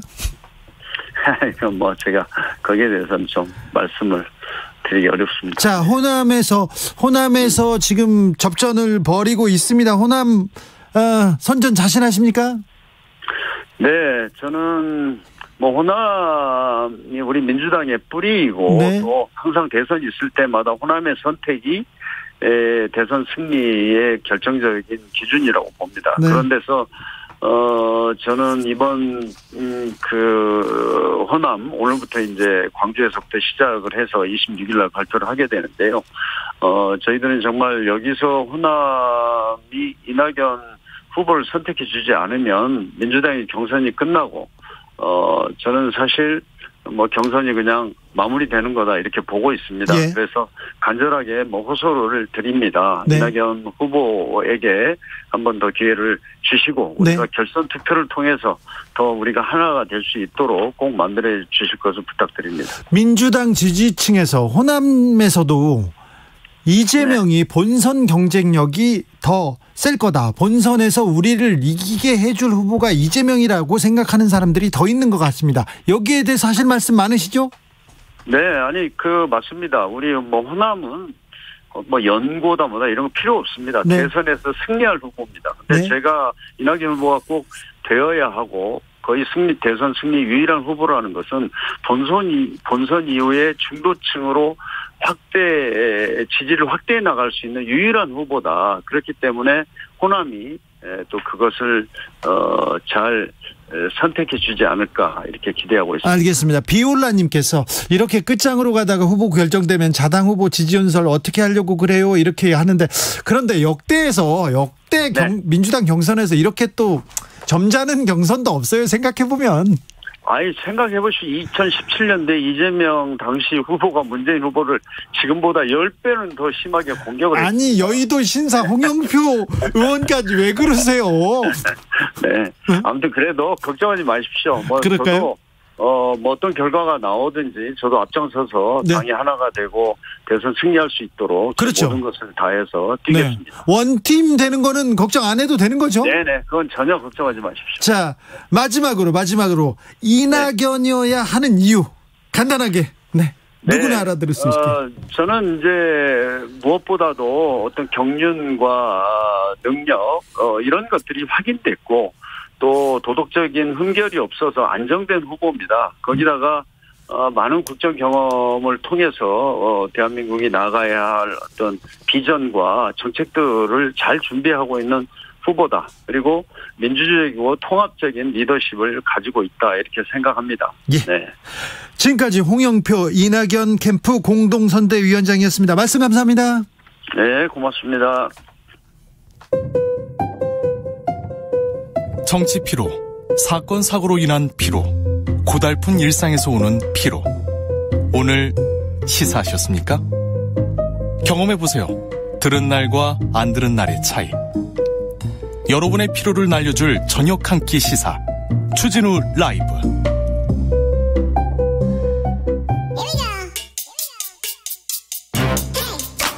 뉴스를 향한 진지한 고민, 기자들의 수다. 라이브 기자실을 찾은 오늘의 기자는 은지옥이요. 시사인 김은지입니다. 자, 추석까지 불러서 죄송합니다. 김은지 기자. 네. 첫 번째 뉴스로 가볼까요? 네, BTS가 올해도 UN 무대에 섰습니다. 올해도 벌써 세 번째 UN 무대에 지금 등장입니다. 네, 2018년, 2020년에 이어서 올해 세 번째인데요. 네. 이맘때쯤 매년 미국 뉴욕에선 UN 총회가 열리거든요. 그렇죠. 그런데 이제 BTS가 그 무대에 세 번째 선 걸 우리가 보게 된 겁니다. 네. 2018년에는 UN 아동기금 행사에 참여해서 스스로를 사랑하고 목소리를 내자 이런 메시지를 냈고요. 스스로를 사랑하자. 네. 네, 그리고 지난해는 온라인으로 진행이 됐었는데 이 자리에서는 또 BTS 노래 가사와 관련돼 있는 삶은 계속될 것이다. 우리 함께 살아내자. 네. 이렇게 코로나19 시기를 거치고 있는 미래 세대를 향해서 메시지를 냈습니다. 그렇네요. 네, 그리고 올해도 미래 세대와 문화를 위한 대통령 특별사절 자격으로 UN 총회에 들어갔는데요. 제2차 SDG 모멘트, 그러니까 지속가능 발전 목표 고위급 회의라고 해서 여기에 문재인 대통령과 함께 참석했습니다. 그리고는 유엔에서 퍼미션 투 댄스 공연도 펼쳤고요. 네. 정말 전례 없는 모습들이 펼쳐지고 있는데 이에 대해서 외신도 호평하고 있습니다. 워싱턴 포스트는 BTS의 연설은 이날 가장 뜨거운 행사였다라고 평가했습니다. 생각해보세요. 누가 유엔 연설에 대해서 관심이 있어? 언제 있었어? 그런데 전 세계 젊은이들이 BTS 팬들이 유엔 홈페이지에 들어가가지고 BTS를 보려고 그렇게 기다렸다는 거 아닙니까? 자, SDG 유엔 총회 개막을 앞두고 이렇게 열리는 중요한 행사입니다. 네, 그렇습니다. 아까 말씀드린 것처럼요. 지속가능 발전 목표라고 해서 17가지가 있는데요. 네. 이에 대해서 BTS 멤버인 RM도 이렇게 이야기합니다. 이 17가지 목표 중에서 특히 인종차별과 혐오에 대해서 경각심 가지고 SNS에 이야기하려고 했다라고 하는데요. 예. 이 자리에 문재인 대통령도 연사로 올랐습니다. 네. 회복과 도약을 위해서 소외받는 사람 없는 포괄적인 국제협력 중요하다 이렇게 강조하면서 코빅스 이야기도 했었고요. 예. 그리고는 또 문화특사로 BTS와 함께 연설에 나선 이유도 설명을 했는데 네. 문 대통령은 또 한국 시간으로 내일 새벽에는 임기 중 마지막 유엔 총회 연설에 나설 예정인데요. 특히 올해가 남북 동시 유엔 가입 30주년 되는 예. 해거든요. 그래서 더욱더 어떤 메시지가 나올지 관심이 쏠리고 있습니다. 그러니까 남북 관계가 조금 더 좀 개선돼가지고 둘이 손잡고 가서 유엔에서 우리가 국제사회에서 우리의 역할을 좀 더 하고 평화 화해의 길로 가는 좀 선구자가 되면 얼마나 좋았을 거예요. 막 그런 아쉬움은 좀 있습니다. 아무튼 BTS의 연설 내용들도 굉장히 주목을 받았습니다. 네, 작구가 맞는 이야기를 했는데요. 로스트 제너레이션 그리고 웰컴 제너레이션 이런 식의 이야기를 했는데 네. 잃어버린 세대라고 사람들이 코로나19 때문에 젊은 세대한테 그런 이야기를 하는데 그러지 않고 변화에 겁먹기보다는 웰컴이라고 말하면서 앞으로 걸어나가는 세대라는 의미에서 웰컴 제너레이션이라는 이름이 더 잘 어울리는 것 같다. 이런 이야기를 했거든요. 웰컴이죠? 네, 그렇죠. 네. 네. 네, 그러면서 또 백신 접종도 격려하기도 했습니다. 그래요. 이거 의미 있어요. 네, 그러니까 특히 이제 BTS 팬들이 국내에만 있는 게 아니라 국외에도 굉장히 많지 않습니까? 네. 이 백신 접종을 독려하는 것이 굉장히 중요한 메시지고요. 네. 그래서 유니세프에서는 공식적으로 고맙다라는 이야기를 트위터에도 쓰기도 했는데 그러니까 백신 접종했다고 얘기했죠. 네, 7명 모두 백신 맞았다라고 밝히면서 이런 이야기를 했습니다. 백신 접종은 저희를 기다리는 팬들을 만나기 위해서 또한 이 자리에 오기 위해서 끊어야 할 티켓이었다라고 생각한다면서 네. 지금 우리가 할 수 있는 일들을 하고 있다라고 이야기했다고 합니다.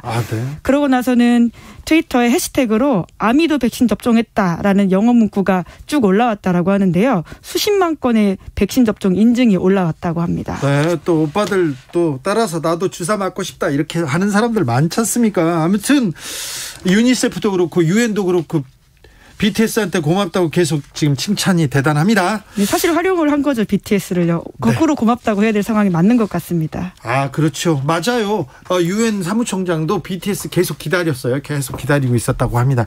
1521님께서 여야 국회의원 부동산 전수조사 결과 수사 진행 소식에 뚜껑 켰어요. 아이고, 경선, 대선 경선 블랙홀 때문에 그렇습니다. 여러 중요한 이슈들이, 중요한 내용들이 지금 묻히고 있는데 이런 내용은 저희가 꼭꼭 좀 챙겼다가 전해드릴게요. 1463님, 네거티브 후보와 비전을 제시한 후보 누구를 지지해야 하나요? 그나저나 울산에서 9시간째 상경 중입니다. 서울 가고 싶습니다. 유유 하시는데 안전운전 하시고 조심해 오십시오. 교통정보센터 잠시 다녀오겠습니다. 공인혜 씨.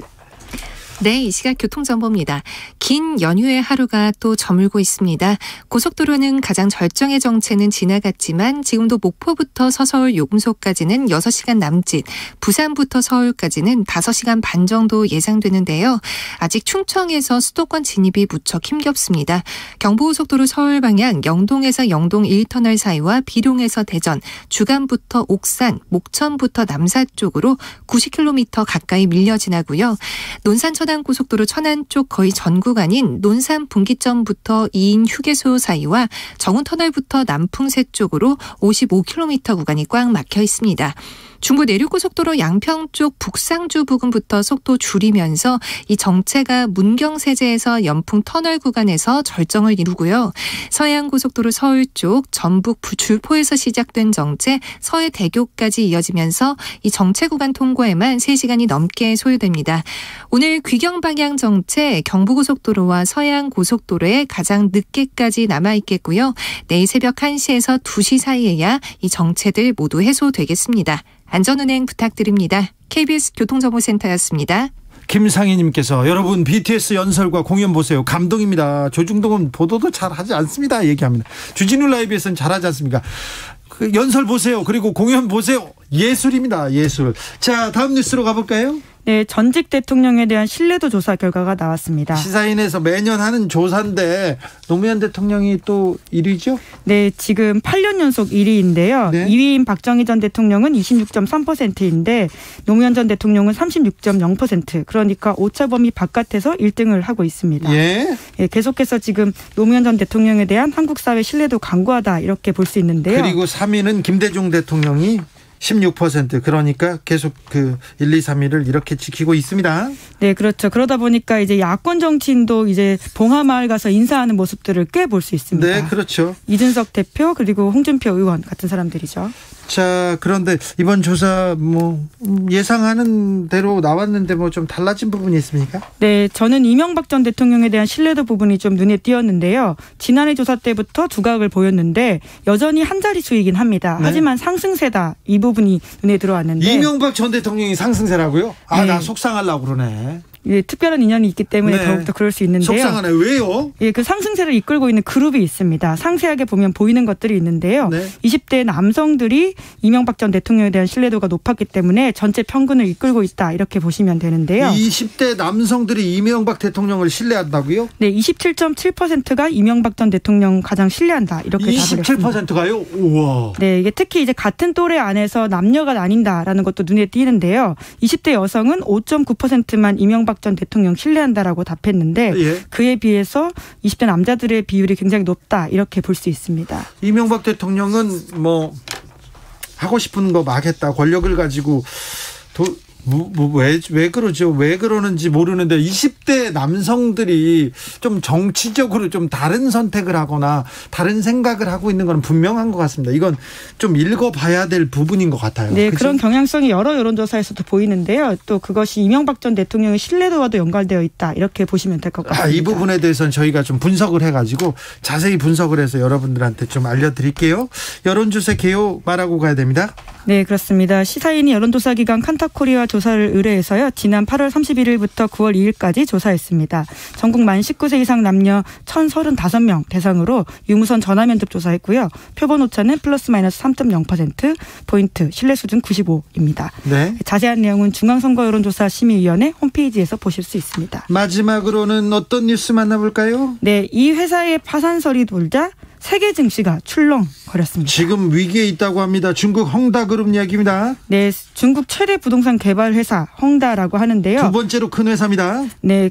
1997년 부동산 개발로 시작해서 지금은 금융, 헬스케어, 게다가 전기차까지 넓히고 있다라고 하는데 네. 이 회사가 최근에 유동성 위기를 맞으면서 빚을 약 355조 원 가량 떠안고 있다라고 하는데 빚이 355조입니다. 네, 네, 중국 정부가 규제를 강화하면서 심각한 유동성 위기에 빠져서 지금 여러모로 지금 회사가 위기다라고 하는데요. 헝다 또 주가가 빠지고요. 그러니까 더 좀 돈은 더 어려워지고요.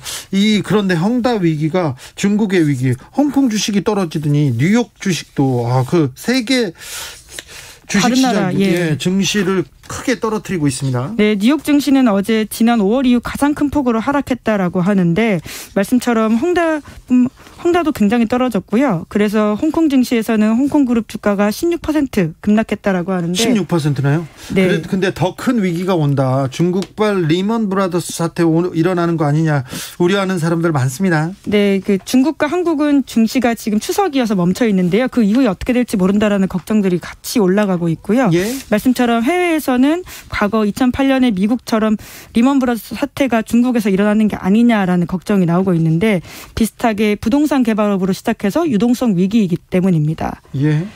그럼 앞으로 어떻게 돼요? 네, 그러니까 이제 쉽게 예측할 수 있는 상황은 아닌데요. 좋진 않다 이렇게 보시면 될 것 같습니다. 지금 굉장히 투자는 굉장히 조심해야 되는 상황이다 이렇게 봐야 되겠죠? 네, 여러 차례 중국의 어떤 규제 상황에 대해서 제가 전해드린 바가 있는데요. 그것으로 촉발된 해외 투자자들의 불안감이 이어지면서 계속 유동성 위기 겪고 있다 이렇게 보시면 되는데요. 손정희 회장도 그런 얘기 했던 적이 있어요? 예, 중국의 규제 단속 예측하기 어렵다라고 하면서 투자 중단 선언한 바가 있고요. 조지 소로스도 시진핑 주석을 비판하면서 중국 모든 기업이 일당제 국가의 도구로 간주되고 있다 이렇게 비판했다라고 합니다. 지금 미국하고 중국하고 사이가 나쁜데 미국 그리고 뭐 수출 규제를 해서 중국 회사들이 미국으로 못 가는 화웨이 같은 데는 좀 규제도 큰데 그래서 그 공룡 기업들이 무너지면 또 전 세계 경제에 또 치명상을 입힐 수 있다 이렇게 봐야 되는 거네요. 예, 다 연결되어 있기 때문에 이제 그것이 어디로 튈지 모른다라는 불안감들을 모두 가지고 지금 이 상황을 주시하고 있습니다. 추석이기 때문에 국내 주식시장은 지금 잠깐 쉬고 있는데 추석이 끝나면 굉장히 좀 흔들리고 위기가 올 가능성이 크네요. 네, 불안한 시선으로 모두 쳐다보고 있죠. 알겠습니다. 추석에도 만났습니다. 기자들의 수다 시사인의 김은지 기자 함께했습니다. 감사합니다. 네, 감사합니다.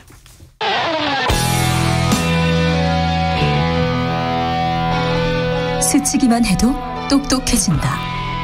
드라이브 스루 시사 주진우 라이브.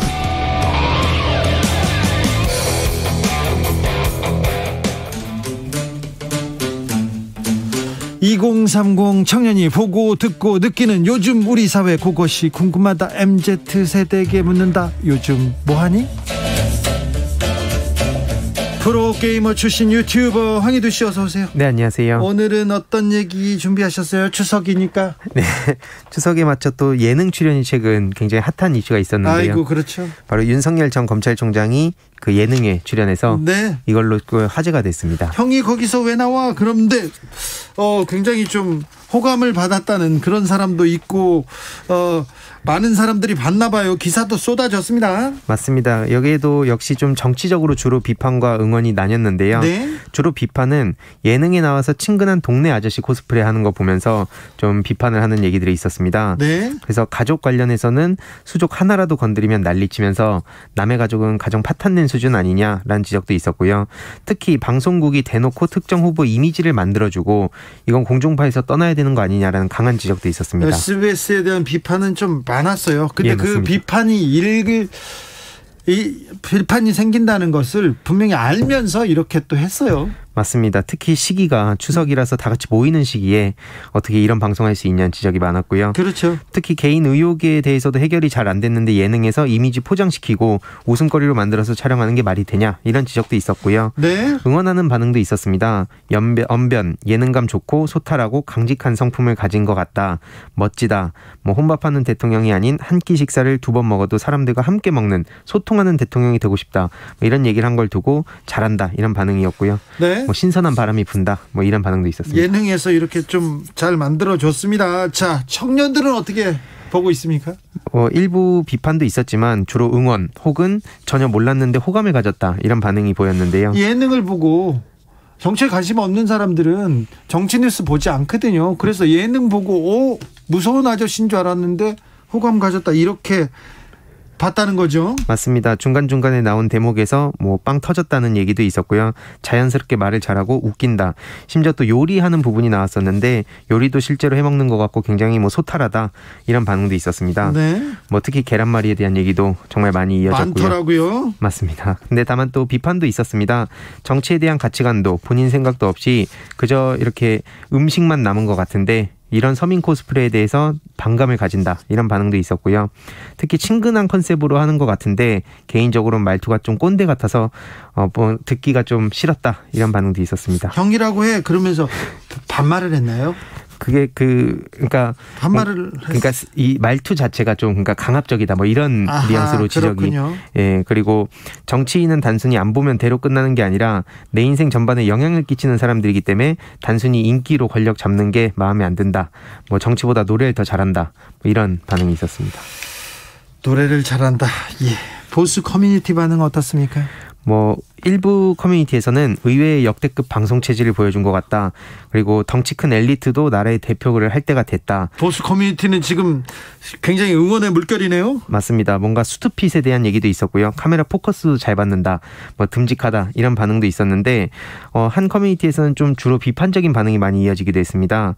한마디로 차례 끝나고 식사하는 골든타임에 어떻게 저 특정 후보의 방송을 할 수가 있냐. 이건 보수 커뮤니티에서도 비판적이군요. 예. 그래서 그 예능에 나간 게 결국엔 크게 영향이 있냐? 나는 모르겠다. 이런 반응도 있었지만 꼭 거기에 또 다른 댓글은 결국에는 아까 말씀드렸듯이 정치에 관심이 없는 사람들 입장에선 그런 예능에 나온 이미지를 보고 사람을 평가하게 되는데 그건 좀 많이 잘못된 것 같다라는 지적도 이어졌습니다. 그러니까요. 연휴가 시작되는데 추석 전에 식구들이 다 모이지 않습니까? 그때 추석 밥상에 윤석열 예능을 올려준 SBS 이거는 조금 고민해볼 게 많이 있는 것 같아요. 다음 후보는 이재명 후보고 그리고 그 다음은 이낙연 후보도 나온다고 하는데 그때 어떤 반응이 나올지 좀 기대해 보겠습니다. 아무튼 SBS의 선택 많은 뒷말을 남겼습니다. 2335님 윤석열의 슬기로운 독신 생활인 줄 알았어요 이렇게 얘기합니다. 아무튼 윤석열 후보를 예능에서 처음 봤다는 분들도 많습니다. 다음은 어떤 얘기로 가볼까요? 지금 MZ세대들이 코로나 시대의 추석을 어떻게 보내고 있는지 다양한 케이스가 있겠지만 간략하게 몇 가지만 소개해드리려 합니다. 어떻게 보냈어요?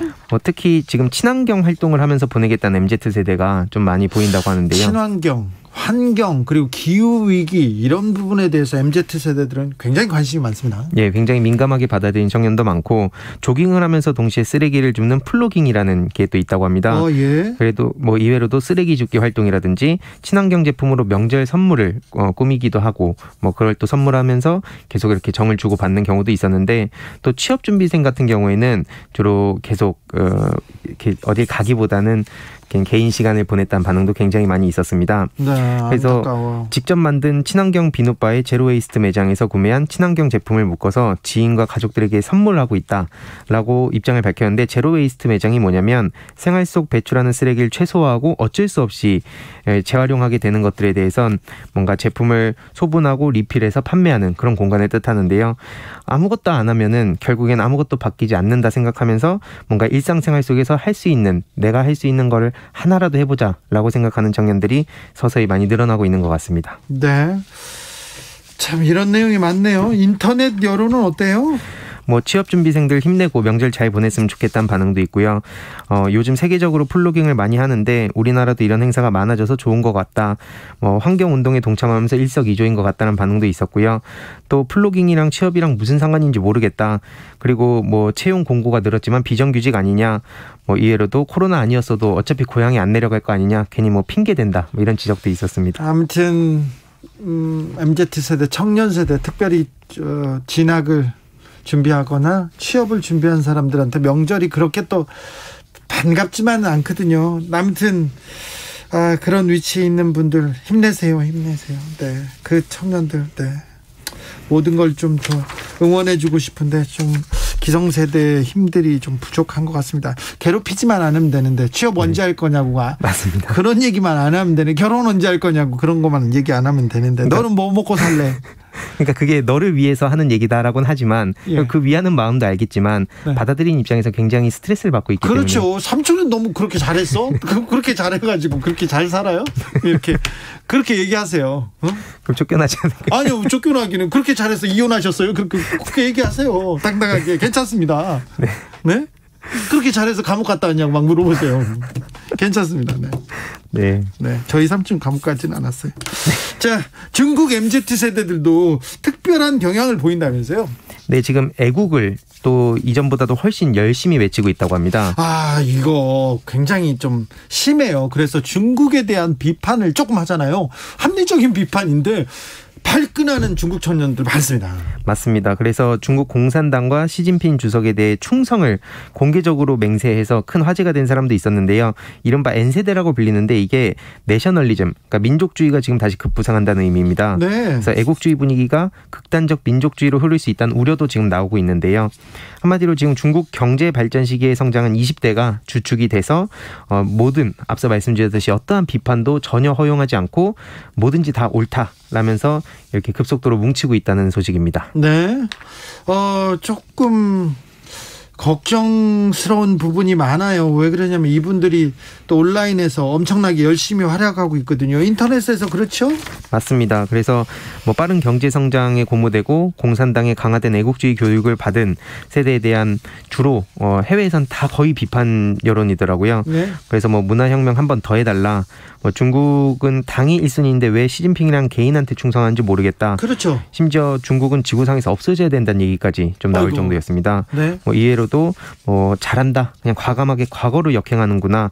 한마디로 지금 대한민국의 상황과 많이 비교되는 대목도 있는 것 같습니다. 네, 알겠습니다. 중국 MZ세대와 우리 MZ세대들에 대한 분석은 저희가 황희두 씨하고 조금 더 연구를 해가지고 더 좀 시간을 두고 우리가 토론할 주제인 것 같아요. 그렇죠? 맞습니다. 네. 추석날에도 감사했습니다. 유튜버 황희두 씨와 함께했습니다. 감사합니다. 네, 추석 잘 보내세요. 오늘도 수고하고 지친 자들이여 여기로 오라. 이곳은 주기자의 시사 맛집 주토피아 주진우 라이브.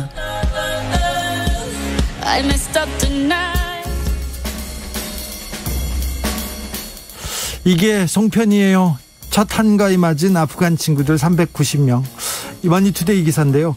아프가니스탄 특별 기여자들도 추석 명절을 맞았습니다. 한국에 온 지 26일째인데 송편을 맛봤는데 송편이 맛있다 이렇게 생각할지 참 궁금합니다. 그러면서 한국 명절 문화를 소개하는 영상을 봤다고 합니다. 아직은 연수원에서 생활하면서요. 아이들은 장난감 차를 타고 공을 차고 놀고 있고 어른들은 운동장에서 이렇게 산책하고 있다고 합니다. 외부 활동을 시작했는데 아직 집단생활 이렇게 모이지는 못하고 있어요. 그런데 추석에도 외롭지는 않았을 거예요. 전국에서 기부가 답지하고 있어요. 과일도 먹을 것도 그다음에 기저귀, 장난감, 학용품, 옷 속속 도착하고 위문 편지도 막 쏟아집니다. 친구야 아프지마 같이 살자 주로 환영하고 격려하는 내용이라고 합니다. 아프간 친구들도 복된 한가위 되십시오. 코로나 명절 잊게 하는 얼굴 없는 천사들의 20년 선행 뉴스원 기사입니다. 제주 서귀포시 매년 명절 때마다 귀한 손님이 옵니다. 그래서 쌀 100포대를 이렇게 놓고 가신대요. 이 21년 전부터 이 선행은 시작됐는데 쌀을 기부하면서 이렇게 메모를 적습니다. 어떤 편한 하우깡 평안하시죠? 어떤 평안 하우깡 추석 명절 노고록하게 보냅소. 노고록하게 보냅소. 추석 명절 여유롭고 편안하게 지내세요라는 뜻입니다. 그래서 노고록 아저씨의 선행으로 불려지는데 21년 동안 이렇게 귀한 일을 했다고 합니다. 근데 제주에서도 다른 얼굴 없는 천사가 활약하고 있는데 이분도 2001년부터 20년 동안 계속해서 설과 추석 때마다 쌀을 10kg 쌀을 1000포대씩 제주시에 기탁한다고 합니다. 아이고, 액수만도 7억 원이 넘는 거액이라고 하는데 이런 천사가 있어서 추석이 이렇게 따뜻하다고 합니다. 제주분들 훌륭하시네요. 훌륭한 분들이 이렇게 있군요. 네, 네. 덕분에 이렇게